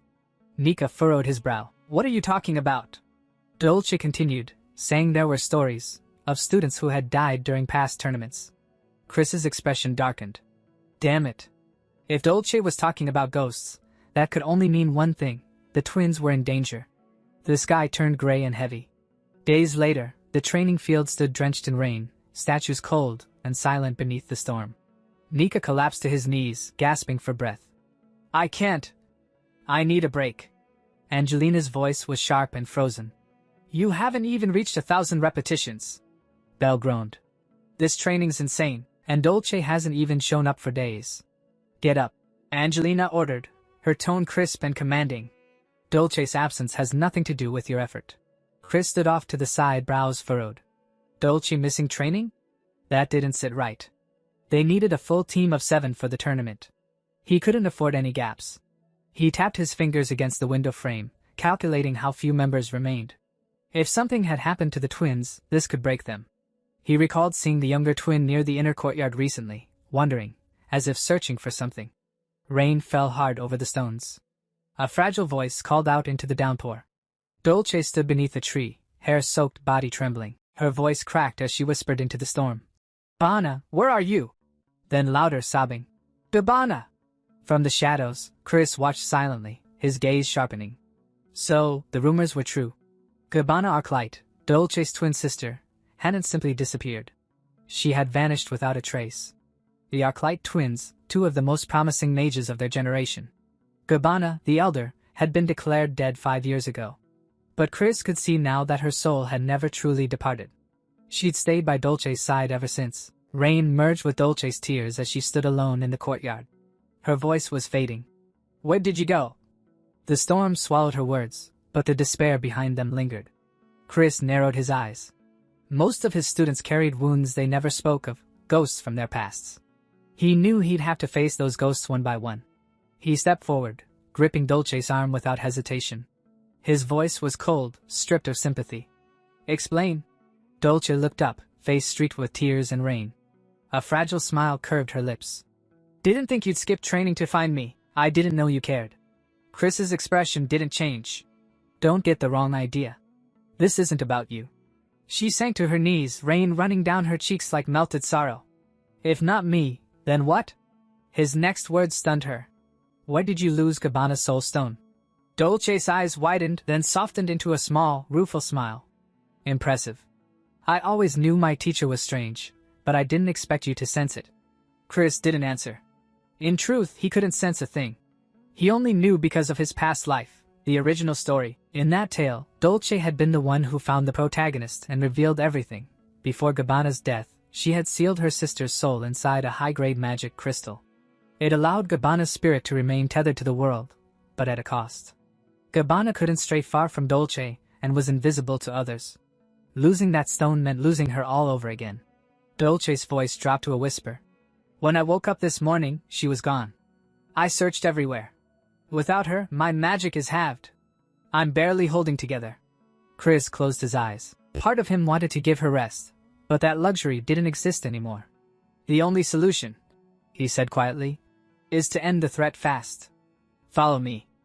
On the map, a faint red mark pulsed, the last place Dolce had visited. To Chris, that glow meant one thing: danger.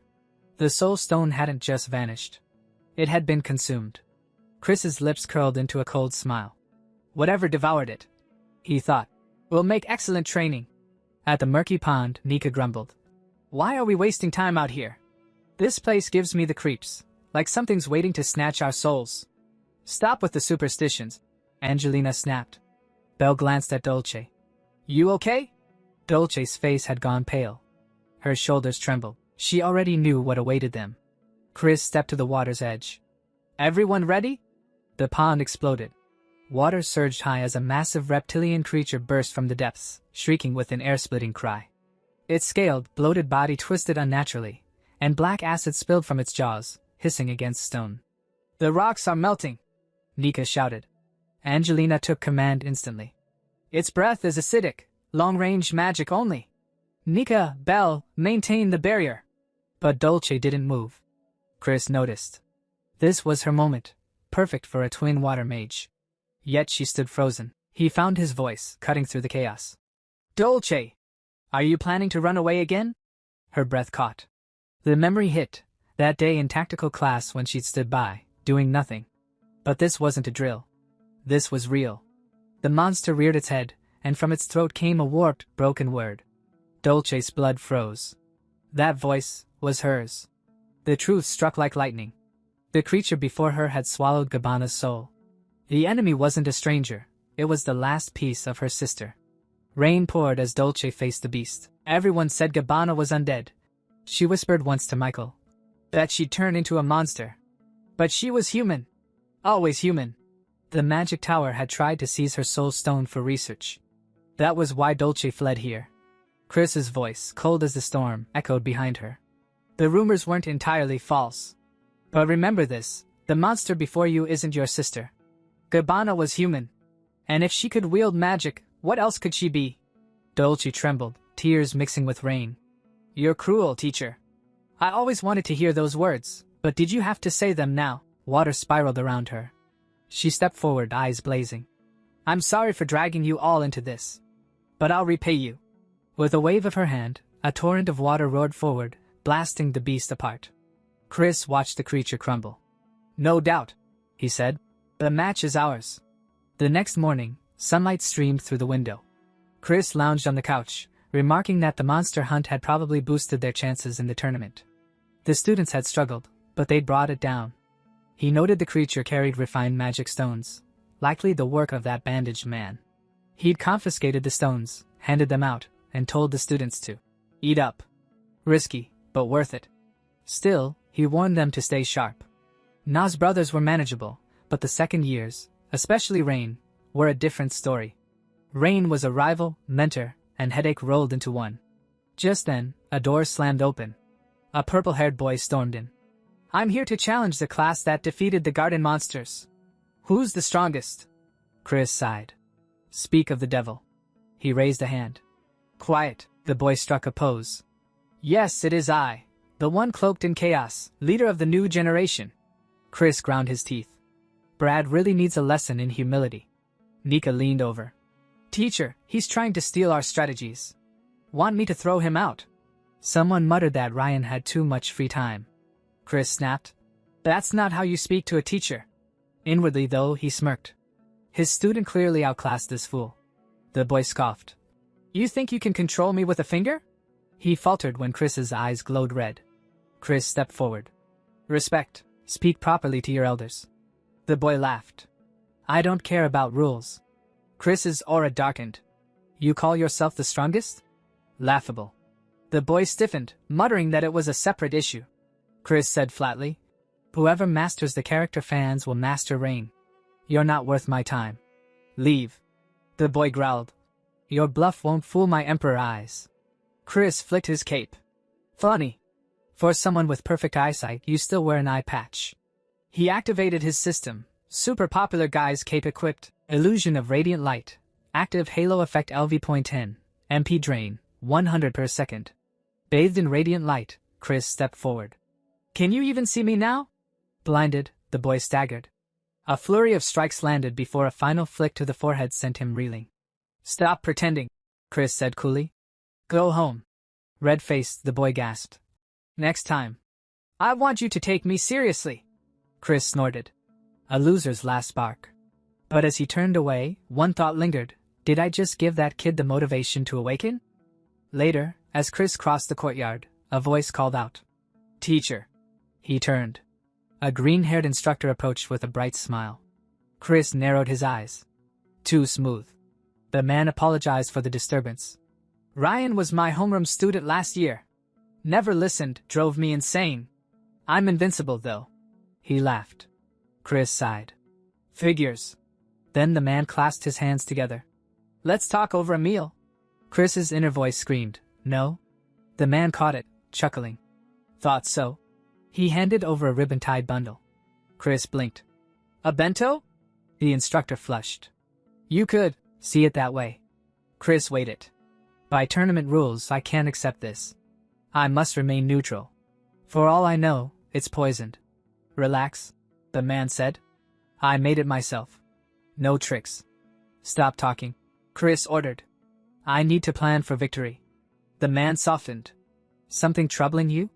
When I'm like that, I go somewhere quiet to think. He handed Chris a map. My secret base. You'll find it easily. An old dormitory, sealed off for years. No one else should be able to reach it. Chris's eyes narrowed. Who is this man? At first, he thought the instructor was just being cryptic, but now he was referencing a dungeon, one that existed in the original story. Could it be? The old dorm is a dungeon from the original story. Only souls who have never lost in this life can enter it. In the novel, the protagonist believed he was undefeated, but was turned away at the entrance. He had forgotten his defeat by the Demon King long ago. Chris thinks, I didn't think it was a very important place, since the dungeon only appeared in the main character's flashbacks. All the faculty members know where it is, but why did he tell me about it in that tone? And on top of that, he even said I wouldn't get caught because of the map. Does he have something to do with the system, or is he, like me? No. Whoever he is, I need to stay calm. But Chris ignores it for now, turns around, and starts walking away. As he leaves, he says, I have no idea what you're talking about. Get lost. But the man keeps laughing and says, You're so mean. I'll be busy for a while anyway, so I won't be able to see you. Call me anytime you miss me. I'll come to you no matter what. Chris, walking away, thinks, damn slick talker. I need to step back and think. That night, Chris stands before a massive dungeon, looking up at it. He thinks I ended up here. I really didn't want to, but I heard that Lion Brad joined the top third-year class. This isn't a tournament meant for first years to win. We're basically guaranteed to lose, so I need a cheat code. And the only way to get that is through a quest or dungeon. As he reaches for the door, he suddenly feels a strange flash. He freezes. A white light fills his vision. It feels enormous, light spilling from every direction. This is the dungeon. It seems right. In this world, a dungeon just means an unknown area. But still, there's really nothing here. Then Chris suddenly stops, because he hears a voice. Welcome, okay. I've been waiting, my child. Okay. When Chris looks ahead, he sees something strange floating in the air. He thinks, who's calling me my child? That thing speaks again. I thought you'd forgotten about this place. I was getting worried, okay. Of course, I understand. Your memory isn't perfect, after all. Okay. I can finally help you, okay. In front of Chris is a monkey-like creature. It looks like a toy, but it's clearly part of the story. Chris stares and says, That's the monkey keyring? He says to it, Wait. Hold on. Monkey, sir, tell me what's going on first. The monkey replies, Oops, my bad. I'm the Earth Gods, okay. Simply put, I'm your support. Okay. Chris thinks there was a word I couldn't hear. But if it's related to the Earth God, just then, a system notification pops up. Main quest, Earth God's request. Chris glares at the monkey, making it flinch. He thinks, is this thing the reason behind all the problems I've been running into? The monkey trembles and says, Why do you look so scary? See, calm down and hear me out. Okay. This happens all the time in fantasy novels. You know, when you meet the Supreme Being. Okay, Chris says flatly. Get to the point. The monkey says, I'd like to explain everything, but that's impossible. The Earth God is on the receiving end of, okay. But if you fail, then it'll complicate things. Okay, Chris thinks, those words I can't hear. Is it because I'm a human inside this novel and can't handle it? The monkey says, I had to use a loophole just to meet you like this. Okay, I wanted to help you. You weren't given enough abilities, don't you think? If you're in a pickle, I can use to make it happen. Okay, Chris says. So you're saying you'll grant me a wish? The monkey nods. As soon as Chris hears that, his eyes light up. He's overjoyed inside and exclaims, Oh, Earth God, so you are real. Thank you. Then he says, Then magic. Let me use magic. But the monkey says, Except for that, okay. There's nothing I can do about illegal players. Okay. Hearing that, Chris clenches his fists in anger and thinks, illegal, my foot. I never asked for this. But he forces himself to calm down and asks again. Then strength. Raise my strength. The monkey refuses again. That's a little hard too, okay. It's not available in, okay. Chris grows furious. His eyes blaze like a starving tiger's as he glares at the monkey. He says coldly, Are you kidding me right now? Then what? The monkey panics, waving its hands. Stop looking at me like that. Okay, Chris says. Then can you at least give me an item to help with this quest? The monkey thinks for a moment and then says, You mean so your class can win the tournament, okay? You've beaten the minimum number of monsters needed, so it's not impossible. Okay. Chris nods. Then give me something that can be used for the longest possible time. Suddenly, light bursts from the monkey's body. Chris is stunned. This is all just to give me an item, right? He squints as the flash grows too bright to see. He closes his eyes and thinks, it seems like every time characters like these give me something, it ends up twisted somehow. I hope coming here was worth it. Hold on. The monkey said I forgot this place. But it waited, believing I'd come eventually. Chris suddenly asks, do you know Professor Eugene? Who is he? The monkey blinks in surprise. Eugene, a character named Eugene, doesn't appear in the Strongest Demon King Hero Raises Hell, okay. Chris is shocked. Before the monkey can say more, time suddenly skips forward. And Chris finds himself at the tournament. His students are cheering. Professor! Didn't I tell you? I told you we'd win. It's all thanks to you, Professor. Thank you so much. Chris is completely lost. What the hell just happened? Then, the system window appears again. Quest completed. You have received 1 lucky chance as a reward. Quest completed. You have received 1 lucky chance. Quest completed. You have received. Chris grabs his head, mentally screaming, damn it, that little monkey just fast-forwarded straight to class and winning. I knew the system was going to mess it up again. It's seriously giving me goosebumps. Then Michael walks up to him and says, Professor, please accept this. I want to give you this honor. Smiling, he hands Chris the trophy. Chris looks at it and thinks, there's still something off about this. But at least I got the Mana Stone. He grips the trophy tightly and raises it high with energy, thinking, I'll just think of it as a replacement for the missing quest reward. Angelina starts crying. Chris looks at her and says, Don't get too cocky, you brats. Wiping her tears, Angelina stammers, Of course not. We'll keep working hard. Chris thinks, I'm sure the princess played a big part in this, but I have no memory of the entire week.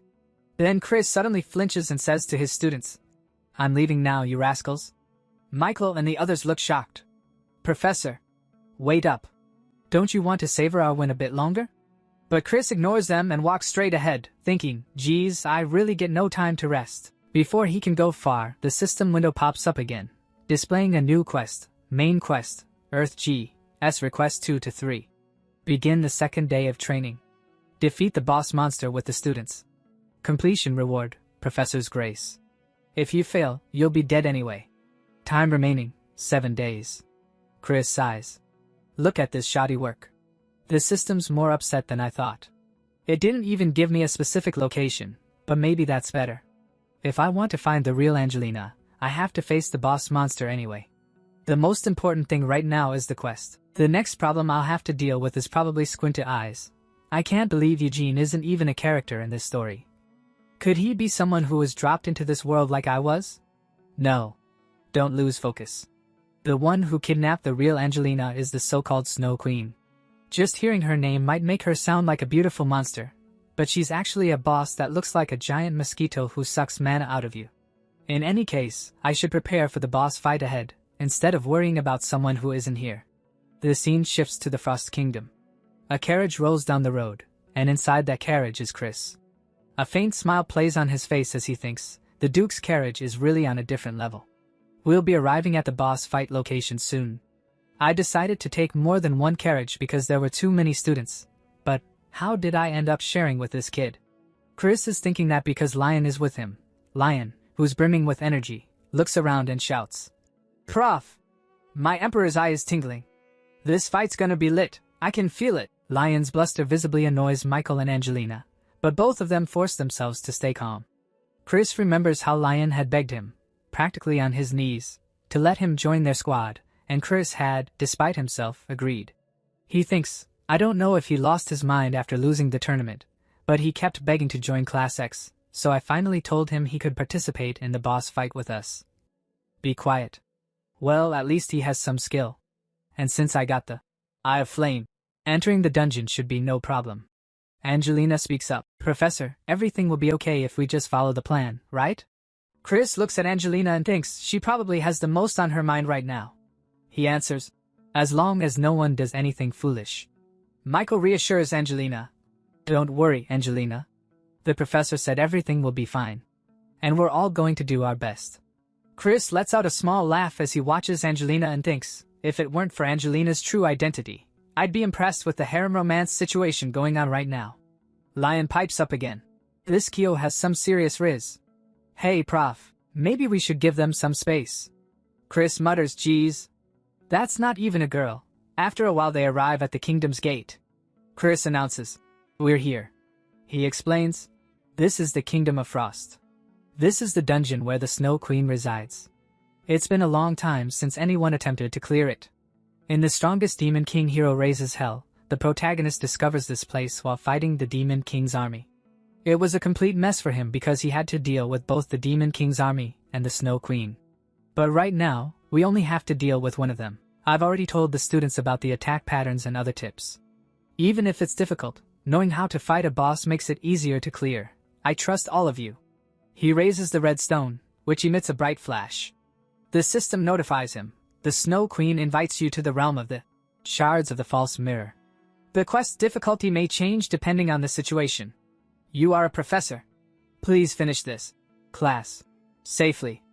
At that moment, Chris notices a huge white mosquito approaching. He becomes alert and thinks, seeing it in person is pretty scary, but there's no time to be nervous. We have to attack before it can make a move. He calls out, everyone, prepare for battle. But when he looks back, he's shocked. They're not responding. Why aren't they answering? Chris realizes all the students are in terrible pain, clutching their heads and thinking of their parents. They're paralyzed. It's some kind of psychic assault. Chris is hit hard by it and swears, damn, everyone's out of it. The mirror world or whatever was a psychic attack. What do I do? It doesn't work on me, but there's no way I can fight it myself.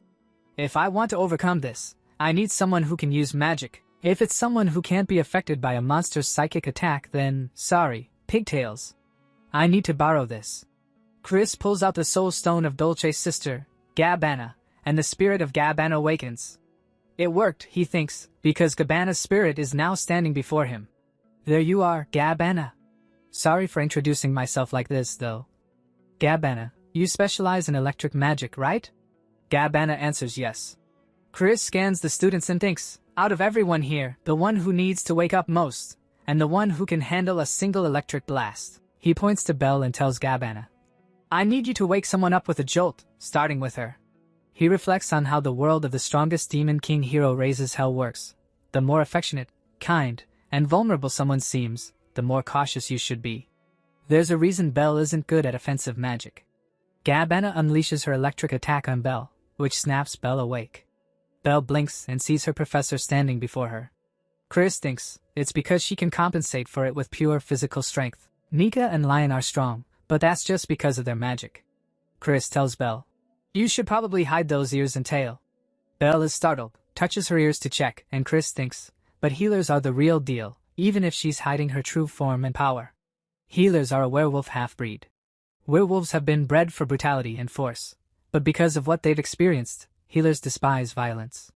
That's why they've become obsessively kind, and why they're the ultimate weapon to use at the last moment.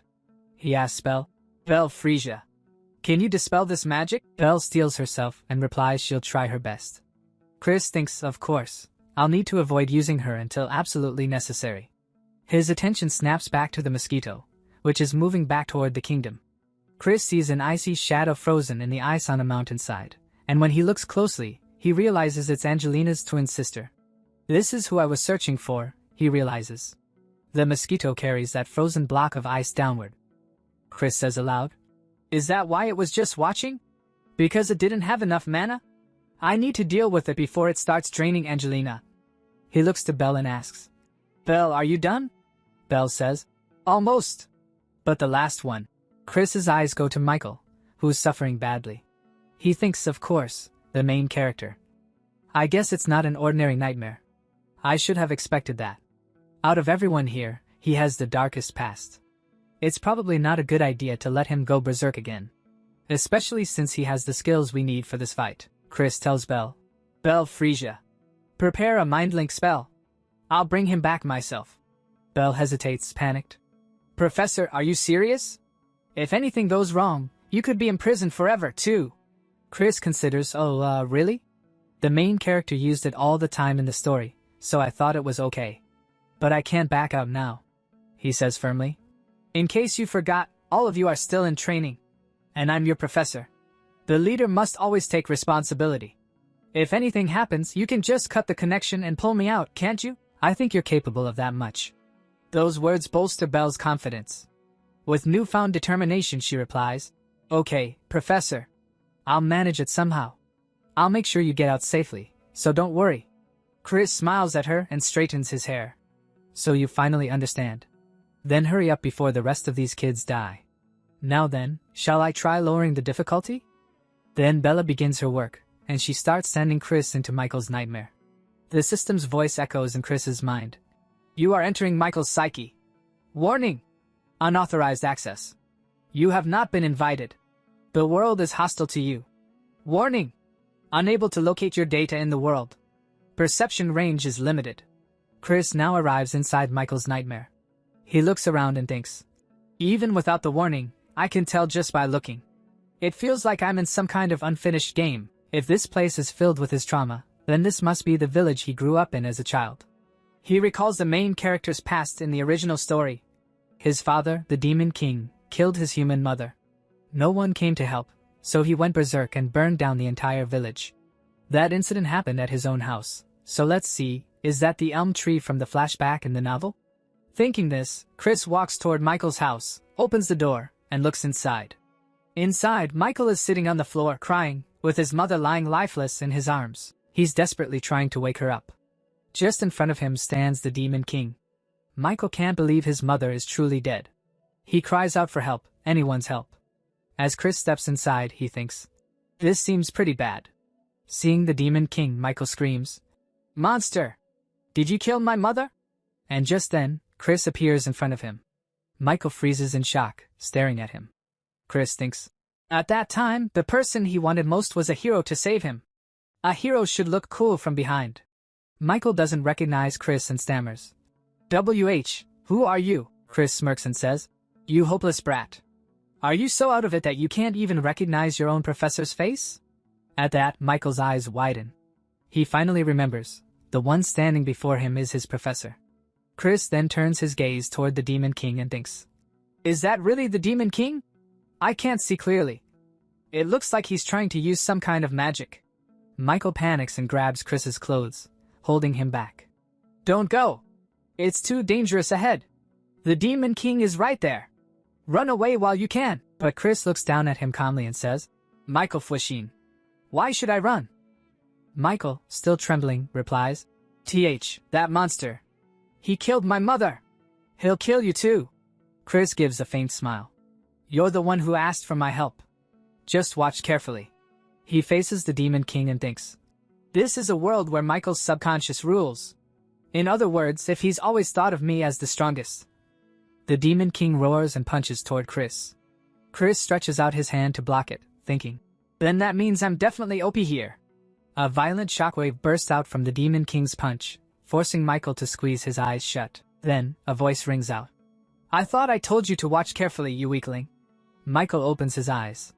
Before him stands Chris, having stopped the Demon King's massive punch, with just a single finger.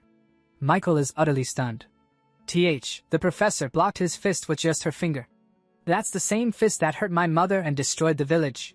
He thinks, right, she was always someone who easily broke the rules of the world. That's why I always wished she'd be here. Chris says, you weren't waking up just because you were scared of a loser like this? You must think you've got all the time in the world, huh? The Demon King growls and increases his pressure, but Chris still effortlessly holds him back with one finger. She looks at Michael and says, Michael, I don't know what this thing is, or what's up with you. And honestly, I don't really care. But there's one thing I do know. Then Chris grips the Demon King's fist tightly, twists it, and throws the monster across the ground. The demon crashes and falls. Michael stares in disbelief as Chris turns to him and says, this isn't where you belong. So get a grip. You're just embarrassing yourself. Hearing that, Michael looks back toward the Demon King, who's now fading away into nothing.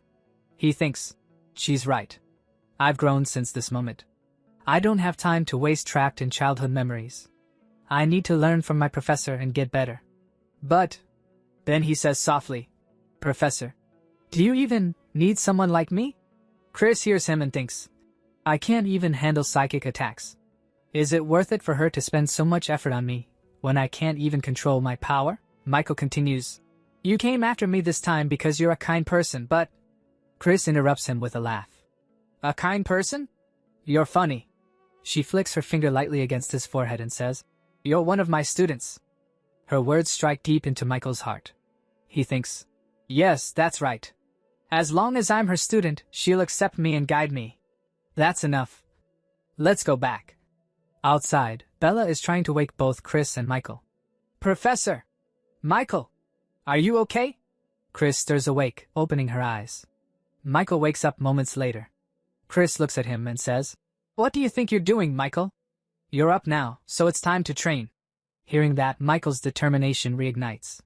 Yes, he says. Now all the students are fighting together against the giant white mosquito. Angelina and Dolce launch their attacks in sync, but the mosquito retaliates fiercely, knocking them both down. Angelina grits her teeth and thinks, Damn, we're the same element, so I'm just wasting my mana. But if I can just hold out a little longer, I can save Angelina.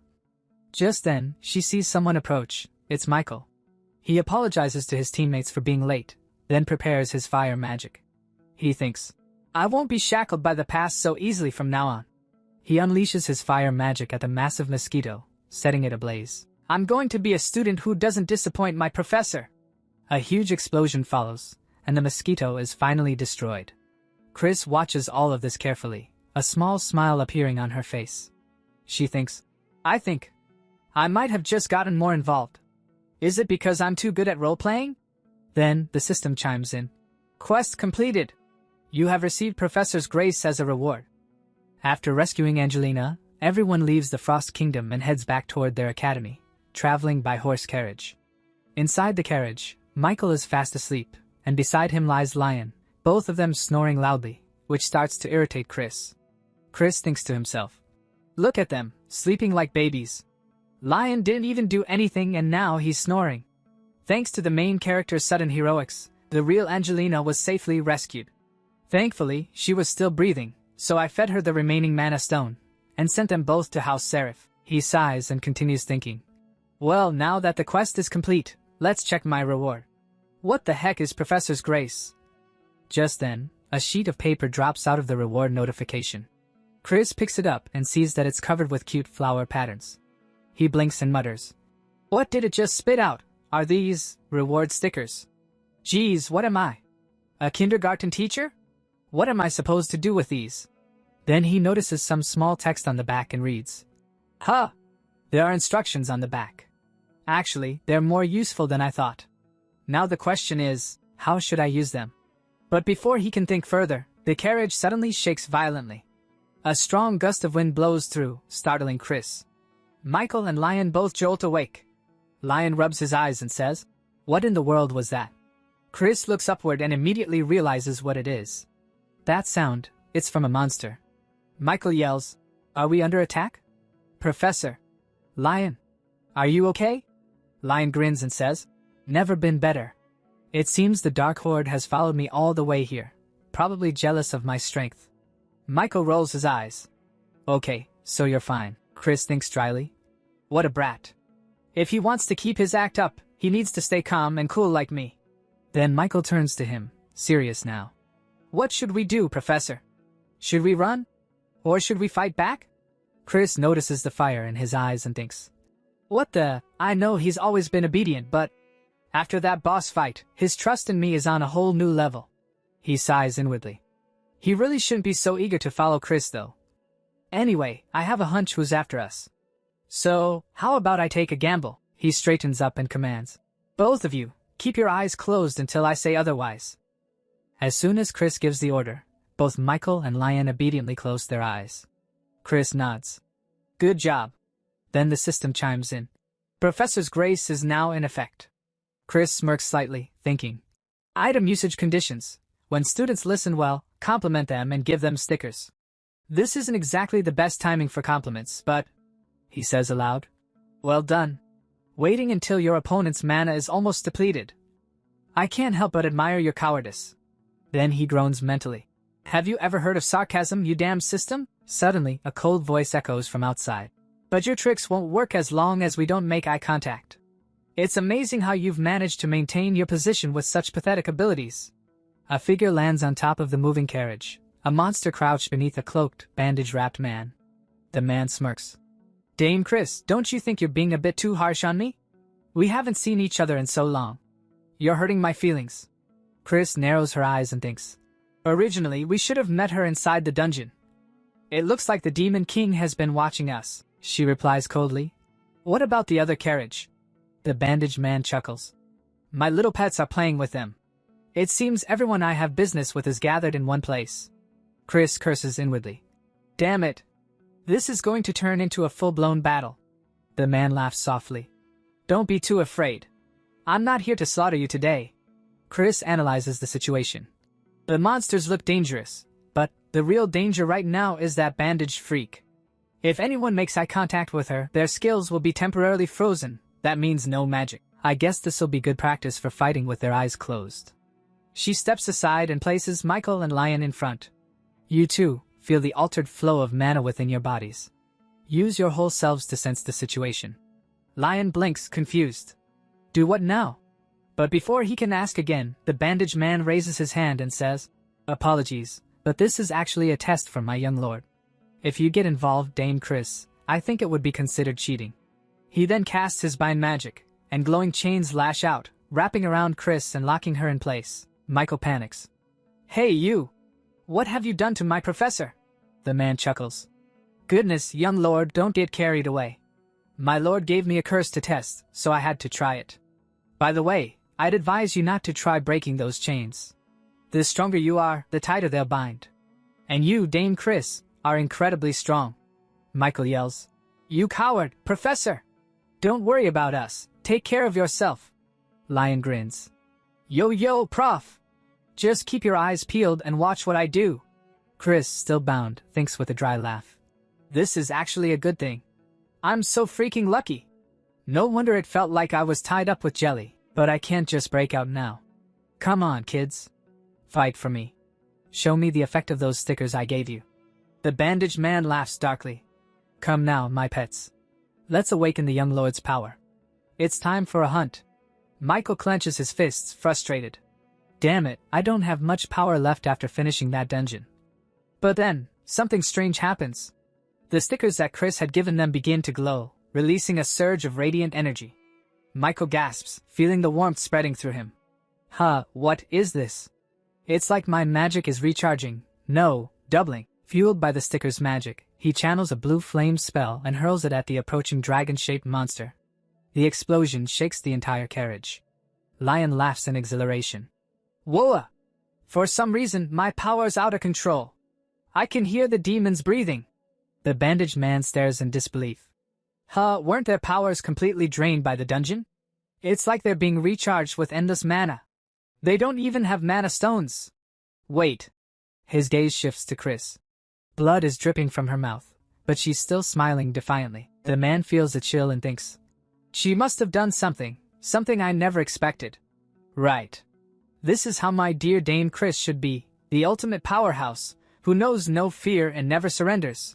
Meanwhile, Michael and Lion are burning through their mana wildly. Whoa! We really have endless mana! Michael shouts. This has to be from the professor. I won't let it go to waste. Chris listens quietly, still bleeding, her expression calm but tense. Inside, she's screaming in her head. Guys, stop using so much of my mana, you punks! I know I have S-rank mana, but at this rate, I'm dead. Then the system coldly informs her. The item Professor's Grace transfers your power to whoever you place the sticker on. Currently transferring S-rank mana. This part begins, and Lion and Michael are fighting those monsters. This is happening because Chris is helping them, and Chris is thinking. Since all I can give is mana, I offered them unlimited refills, but it feels like 2 giant mosquitoes are sucking me dry. But an unknown woman goes toward Chris and says to her, My. Dame Chris, there's no need for you to try so hard. Your face is as pale as a corpse. Michael sees that this woman has gone near Chris, so Michael gets angry and attacks her, shouting, Hey you! Don't go near our professor! But the woman easily blocks Michael's attack and says, That's enough out of you, young lord. If you're bored, go play with my little Pippi for a while. The adults have things to discuss. Chris thinks, that name doesn't match at all. And she says to the woman, I have nothing to say to you. The woman says, Dame Chris, are you still holding on to your pride? That's what is so charming about you. Even for you, it must be difficult to endure my lord's curse.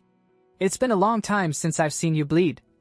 Seeing her behavior, Chris thinks, Geez, she gives me the creeps. Is she in her right mind?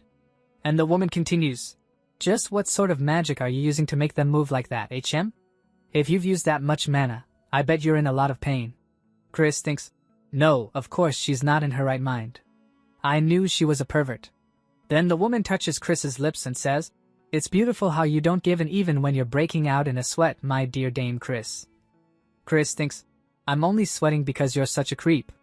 Wait a minute, what are the odds that this act I hastily concocted would be so accurate that it could even fool someone who knew the real Chris? There's something definitely. And then Michael again attacks the woman and shouts, I said get away from our professor. Chris gets scared even by Michael's attack. That scared me. The woman steps back, and Michael yells, Professor, are you alright? We took care of all the monsters. Lion says, What the? How dare you have an upperclassman clean up after you and just leave? And Chris says to Michael, Took you long enough. You can open your eyes now.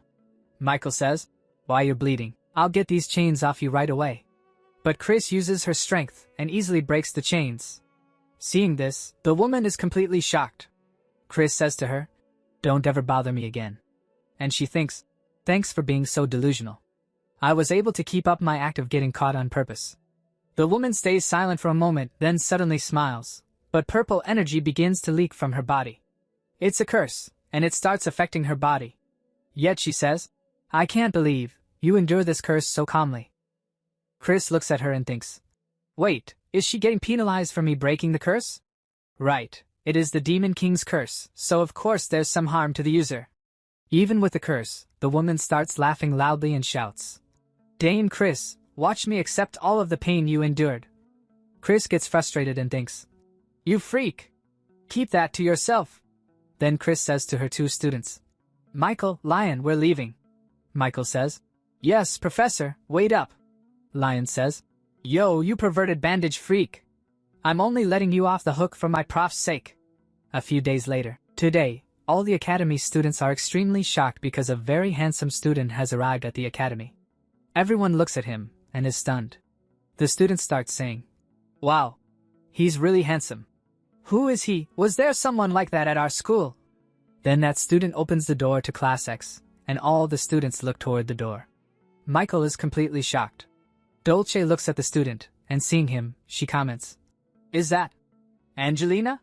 Did you cut your hair? And you got so tall. And this is Angelina, or rather, Andante. He looks at his friends and says, Hey guys, Dolce says, I heard the gist of what happened, but I guess he really is a man. Michael says, What? Am I the only one who didn't know? The professor mentioned it, remember? I guess you were asleep. Dolce says, Honestly, I've been exhausted ever since the dungeon. Chris looks at Andante and thinks, Wow, he really is handsome though. After Angelina returned from the dungeon, the Duke lifted the growth stunting spell. Once the real Angelina recovers, she'll come to the academy, and for now, the princess has gone back to being Andante. Seeing it in real life feels different than reading about it. Dolce says, Anyway, the more important question is, what are you going to do about this commotion your good looks are causing? It's only because Angelina is going around telling everyone that we're related. Outside the classroom windows, many girls have gathered to see Andante, and Chris notices them but doesn't comment. She only thinks, I see. It sounds like Angelina wants to put all the attention on her brother. Still, this is a bit over the top. Seeing all those girls, Andante holds his head and lets out a deep sigh. Then he says, Anyway, I'm sorry if it's distracting. I'll talk to them later. Dolce says, Whoa, why have you gotten so nice? I guess it's not just your body that's grown. I'm so proud of you. But then, the classroom door opens, and a large group of girls rush in, shouting Andante's name. Andante! Over here! You remember me, right, Andante? And Andante panics completely. Please calm down, everyone. Chris doesn't take any action. She quietly watches everything, thinking, I'll quietly exit stage left. After some time, Chris goes to her old spot, on a tree branch, and rests there. She thinks, these academy girls are seriously intense. I can still hear them screaming, so that means he's probably running away. Then Andante arrives there, having escaped from all the girls. He's panting and says, they won't come all the way here, will they? Seeing him, Chris thinks, damn, this is supposed to be my secret spot. He must have come here on purpose. He knows the students are afraid of me. Andante says, it's quiet here. Well, honestly, it's always calm when you're around. This will all be over soon. They'll all leave once they realize they have no chance. Even though I'm an illegitimate child, I'm still the Duke's son. Chris listens and thinks, right, he would be the easiest connection to the Seraph family. Andante says, unfortunately, my father doesn't pay any attention to me. Then he turns around, looks at Chris and says, but I made it clear to my father that you saved my sister. Thank you, Professor. I can't tell you that enough. Chris says, Andante Seraph. You didn't use stealth magic even when you were being chased. Andante is surprised, Chris thinks. Is it because he doesn't want to hide himself anymore? Then she says, it doesn't matter. You can enjoy being Andante all you want. You've always had a high opinion of yourself. Hearing this, Andante smiles and says, Professor, do you mind if I come here occasionally? But Chris says, you're starting to annoy me. Get lost. Then Chris narrates. Just as the freshman's first vacation was approaching, and the academy and the system seemed calm, an incident broke out. I thought if I ever used a sword, it'd be against a strong enemy. I never imagined it'd be a human. Professor 10 killed someone. And someone I know. The incident began on a day like any other. After class had ended, Chris had forgotten something, and she was going to get it. She says, damn. I left my book in the classroom. An illustrated guide to magic for kids. I only started reading it because I was getting bored doing nothing during self-guided study time. I'd be screwed if anyone found out. Then she reaches the classroom, and as soon as she opens the door and enters, she sees a bunch of letters. She says, luckily, it's late and no one's around. She walks forward and picks up one of the letters. It got so full, it exploded. Oh, the joys of youth. Geez, these girls, he asked them to stop, so they should back off a bit. But then black-colored dust starts rising from the letter and enters Chris's nose, and because of that she sneezes. She thinks, what's with the dust? Is there pollution even in a fantasy world like this? Anyway, now that the love letters are back in order, I should get out of here before someone shows up. My nose still itches. The next day, Chris is heading toward her class, yawning, and she thinks, another uneventful day. I haven't even got a quest in a while. It's nice to get a bit of a break though. But when Chris opens her classroom door, she gets a huge shock. Standing right in front of her is someone who looks exactly like her.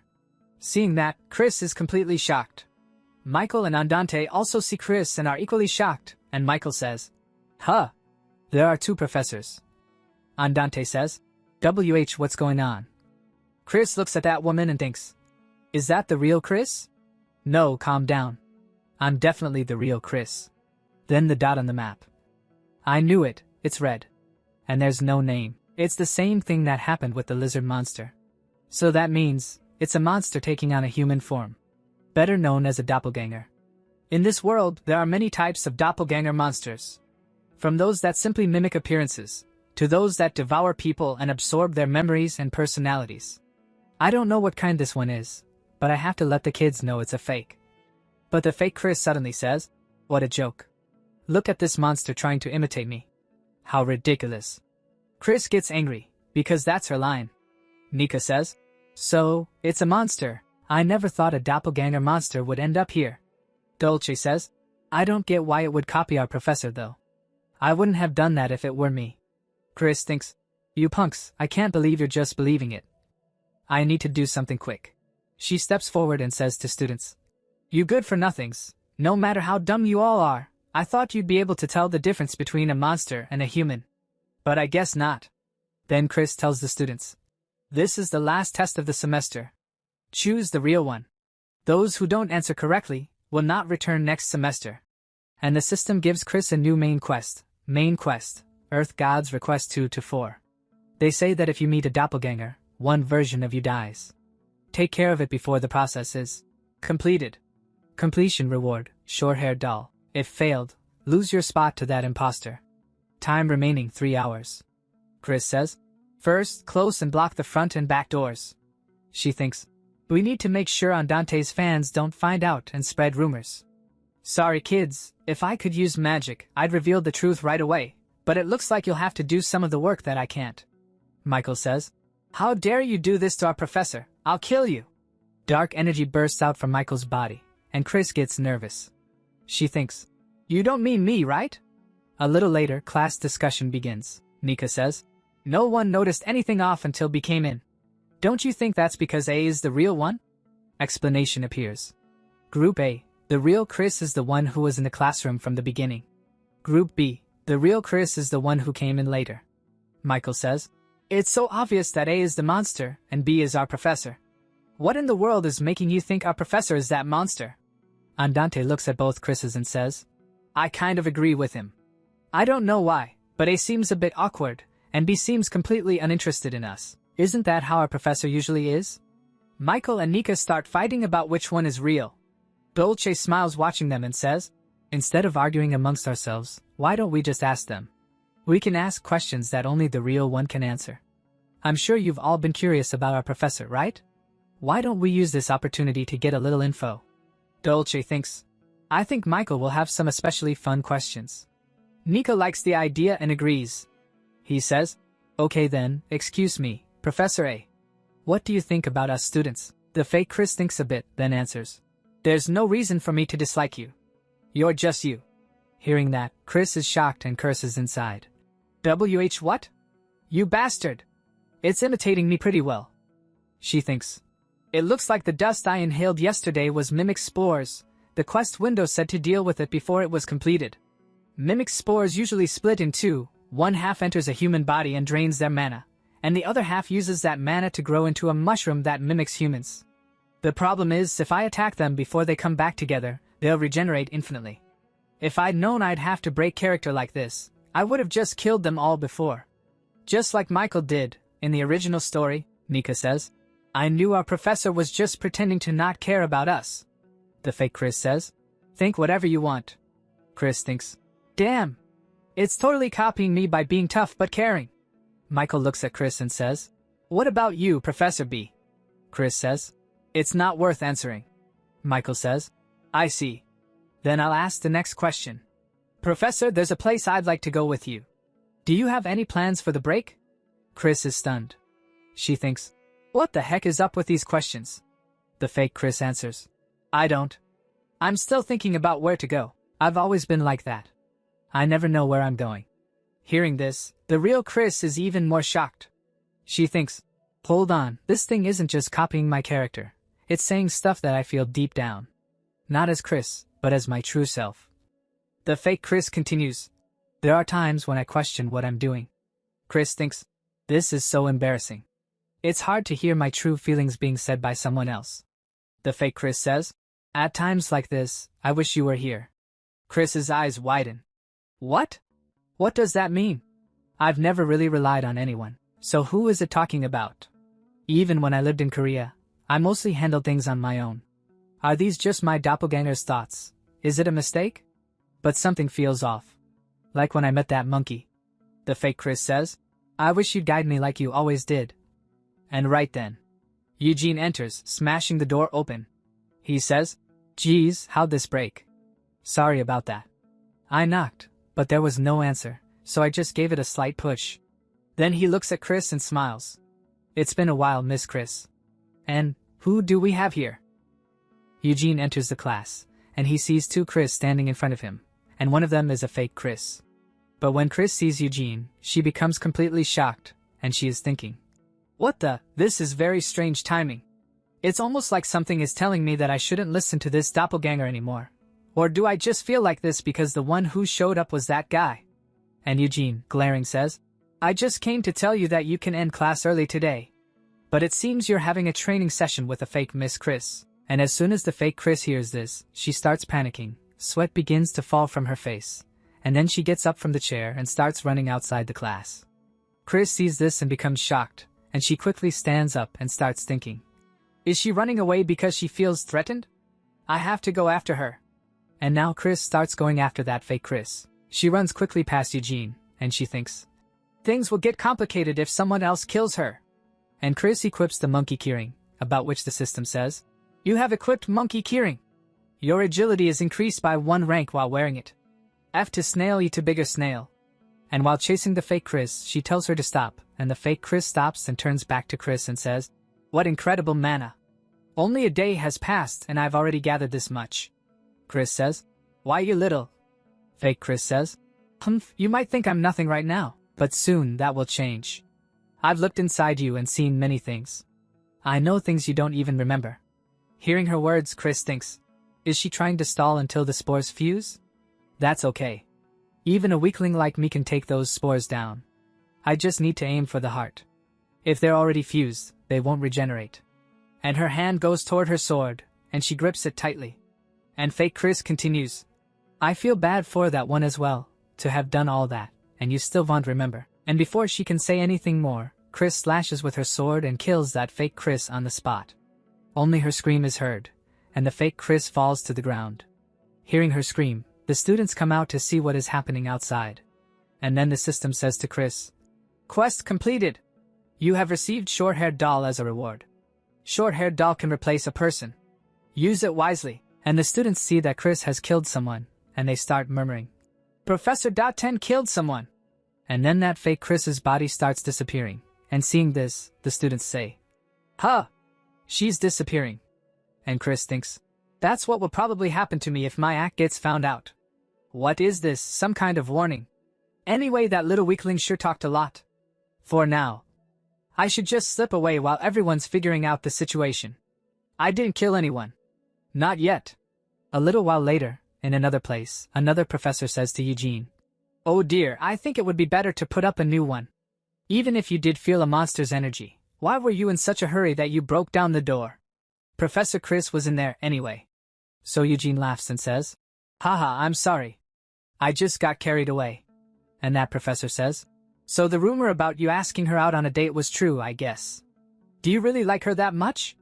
She has her charms, but she's not exactly the ideal woman, you know. And as soon as Eugene hears this, he becomes angry, and he says to the professor, oh, so you always thought she was charming too, huh? I never knew. Seeing Eugene's angry face, the professor becomes nervous and says, WH, what are you talking about? You know that I celebrated my 15th anniversary with my wife yesterday. And then Eugene's angry face turns into a joking face, and he laughs saying, haha, I know. I'm the one who recommended the restaurant you went to. Don't worry, it was just a joke. Miss Chris isn't easy to figure out. No one really knows much about her, but the professor says, you talk like you know something. Do you have some secret history with her? Hearing that, Eugene becomes silent for a moment, then smiles and says, of course not. The next day, Dolce is sitting in the office, and she is thinking, why does the professor want to see me alone? I thought Bells was just messing around. Belle had said, Dolce, the professor wants to see you in her office. And then Chris enters the office, and Dolce looks at her, and Chris comes forward and sits on the chair. Dolce asks her, Professor, why did you want to see me? I reported the incident with the monster to the principal yesterday. But Chris doesn't answer. Instead, she starts giving her the doll that the system gave her. Seeing it, Dolce becomes shocked and says, what on earth is this? In response, Chris says, it's a doll. Taking the doll and squeezing it, Dolce says, I can see that. But why are you giving it to me? So Chris says, next semester, register properly before attending classes. Dolce becomes a little confused, but then the spirit of her twin sister, Gabbana, comes out, and Chris says to Gabbana, how long do you plan on secretly taking classes? Gabbana? Gabbana says, it's a flimsy body, but since I used a doppelganger's mana stone, she should be just fine. And Dolce becomes shocked and thinks, wait, is she talking about necromancy? That's magic which can make a spirit possess an object. How does she know about such long-forgotten magic? I've tried plenty of times already, but Gabbana's soul is too strong, so it always failed. It would take an extraordinary kind of magic to make an object that could work. And Chris thinks, was she stalling for time with the doppelganger so she could feed it mana? Just how much does she know? Then Gabbana says to Dolce, that's good, Dolce. You won't have to suffer alone anymore. And Dolce thinks, right. When I lost the Soul Stone, I explained the gist of it to the other kids, but I couldn't tell anyone all the details about Gabbana. I never thought someone would ever treat Gabbana as if she were alive, and even offer a solution. Then Chris says, do you think you're the only one in the world who has gone through this kind of thing? Get rid of those arrogant thoughts. But Dolce thinks, has the professor gone through something similar? She must have studied this magic because there was someone she wanted to get back to. I'll really never be able to beat her. And Chris says, aren't you going to take it? So Dolce says, I will, because I don't want to hear you calling me arrogant. Then Chris stands up and starts leaving, but while leaving she says, whatever. Figure it out before the next semester starts. After Chris leaves, Dolce says, phew, how cold. But, thank you, Professor. On the other side, Chris comes out of the office, and she is calm, but inside she is saying, honestly, even though it was a one-time use item, I could have used it as a shield. I agonized over whether to give it to her or not. But Gabbana is a member of Class X, and in the long run, it'll be beneficial for me. But seeing how emotional Pigtails was, I feel a little bad. Oh well.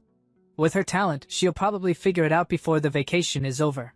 Anyway, what should I do with my time off? But as soon as she moves forward, someone appears in front of her, and the first thing that person does is scold Chris, because of which Chris becomes completely shocked. In front of her stands a small-looking girl, and in an angry voice she says to Chris, you rascal. I'm the principal, and you make me come all the way here myself? How heartless. In fantasy novels, the academy principal usually appears in one of two ways. Either as a bearded old man or a very young child. The principal says, I can't believe you never even came by to say hello. Geez, young people these days. And the principal's name is Lily Bidalua, and Chris thinks, even if she looks like a cute young child, underestimating her would be a mistake. You'd only end up like Lion. She doesn't even take it easy on her nephew. The principal continues, Aya, just ignore my hopeless nephew. What a rude kid. How dare he touch my hair? Chris asks, what do you want? So the principal says, you know how to dance, don't you? Chris thinks, what? Huh. Not at all. Then the principal gives Chris an invitation letter and says, the Holy Emperor's birthday banquet is coming up.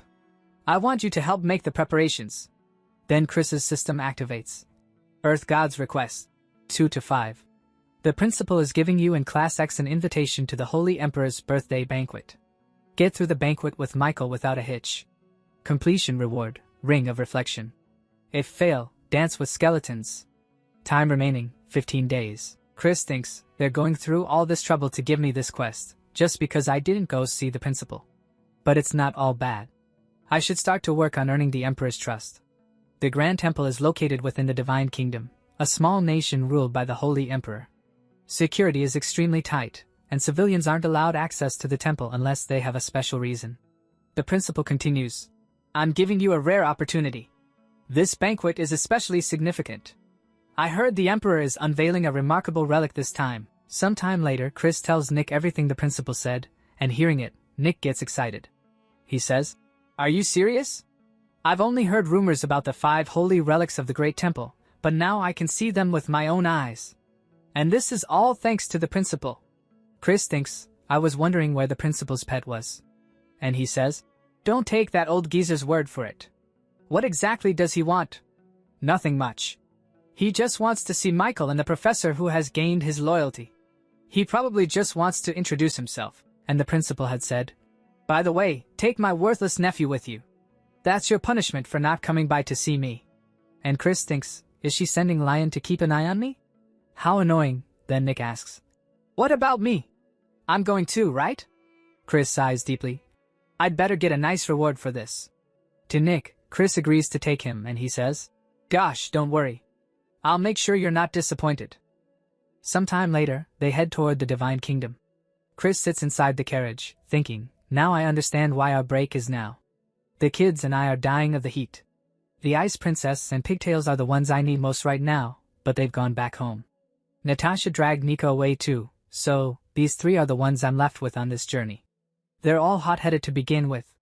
Inside the carriage, Lion is tied up, with Michael beside him, saying, this is probably some training method. And Bella, looking at Lion, asks, are you okay? Then she looks outside the carriage at the Divine Kingdom and gets excited. Wow!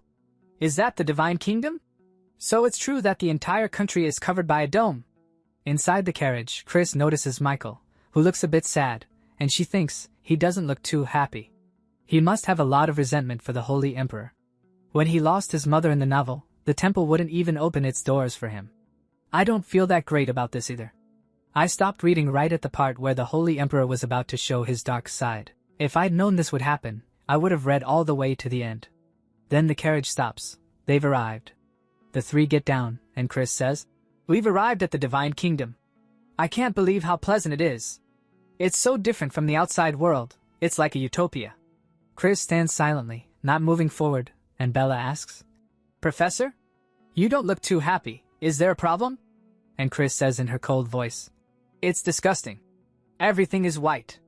But she thinks, in a place like this, outsiders like us will be easily recognized. Of course, even if we'd brought white clothes, we'd have been caught because we don't bear the mark. Then a man sees the three of them and greets them. He asks, "You're from Bidalyu Academy, right? I'm Beryl, a priest here. I'll be your guide for today." He shows the mark on his hand and says, "Outsiders don't have the divine mark that is given to people of our city, so you must be accompanied by a priest like me. The place you'll be staying at is right this way. Please follow me." He takes all four inside. Everything is shining, the whole castle is sparkling. He says, "You can rest in your rooms here until the banquet tomorrow. If you need to leave your room, please ring this bell and I will come to assist you." The three are shocked at the beauty, but Chris isn't that impressed. They head to their rooms. Bella is very happy, and even Michael is. This is a place fit for someone like me. But Chris thinks those rascals. But I'm curious too, and when she enters her room, it's extremely luxurious, everything shining. She thinks, this doesn't even compare to that inn. But I have to keep up my act. I bet that Holy Emperor is watching me. The Holy Emperor watches over everything that happens in this city. It's more like a dystopian state than a utopia. Well, since we're meeting for the first time, I'd like to make a good impression. I bet you never thought we'd see each other like this, so I have a present for you. And truly, the Holy Emperor is watching Chris and her students. He sees Chris in her room, showing him the middle finger, and he says, "Ha, just as I heard, she's something special." And Chris stands there, still showing the middle finger. On the other side, the Holy Emperor says, "It's been a long time since someone who knows about my eyes has so openly expressed their displeasure. This is giving me high expectations." Chris. 10. I never heard that name back when the Demon King's army was rampaging across the continent. But there was a young female officer in his army who always wore a black veil over her face. When she appeared, she devastated both allies and enemies alike and caused chaos. I can't tell you how sad I was when she suddenly disappeared. Although, thanks to that, the Demon King's army quickly collapsed. I had hoped she would turn the world upside down once again, but the only news I heard about her was that she had left the army and become a toothless dog. How disappointing. But seeing that look in her eyes now, I feel like maybe I can renew my hopes. Then he smirks, placing his hand on a crystal. "Take this chance, and show me that you have yet to be tamed. Prove to me that you are the black chaos I longed for. This banquet is proving to be more exciting than any we've had before."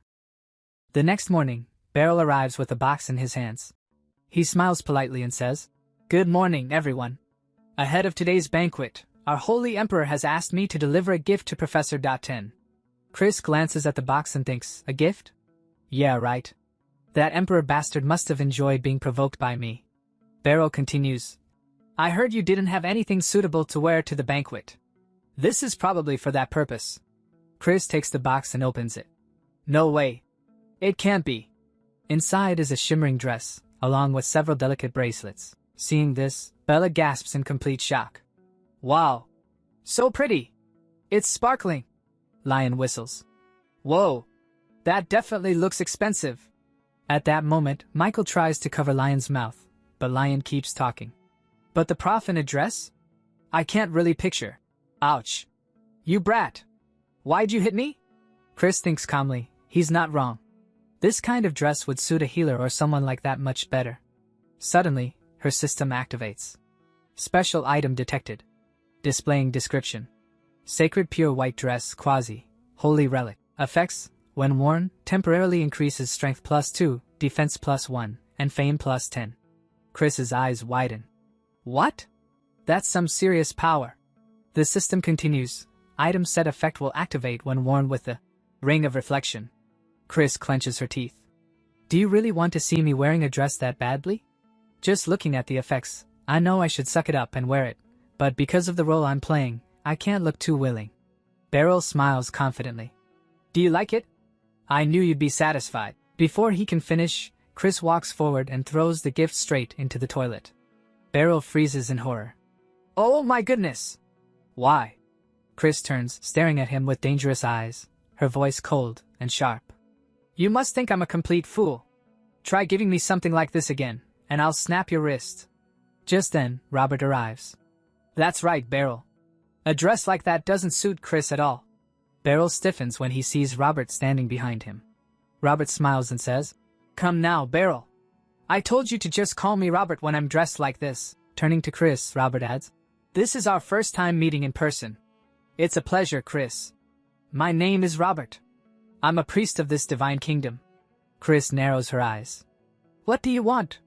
Robert laughs lightly. Haha, you're so cold. At least shake my hand. He then hands Chris another box. There's a small matter I'd like your help with. This banquet will feature an exhibition of holy relics, and many outsiders will be visiting. I've received reports that someone suspicious may be among them. Since you're an outsider yourself, I'd appreciate it if you could find this person. Chris opens the box. Inside is a black dress. Robert continues. So, would you mind wearing attire appropriate for this mission? I assure you, I haven't done anything strange to this one. Chris thinks, so that means he did do something to the other one?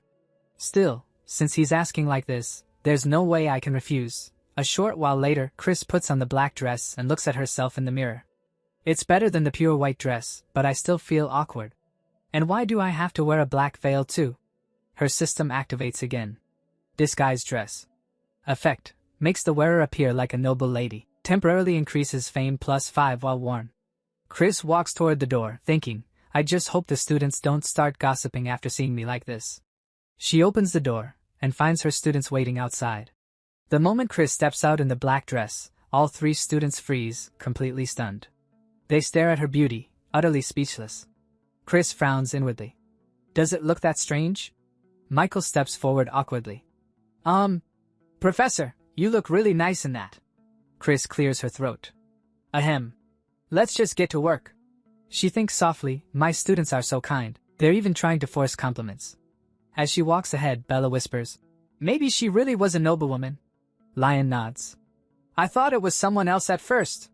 Bella then looks at Michael and teases. What do you think, Michael? Do you want to ask her to dance? Michael goes quiet. Seeing his expression, Lion explodes. Eh? What? How dare you think of our professor like MMPH? Bella hurriedly covers Lion's mouth. Sorry, Michael. I shouldn't have said that. Michael exhales. It's okay.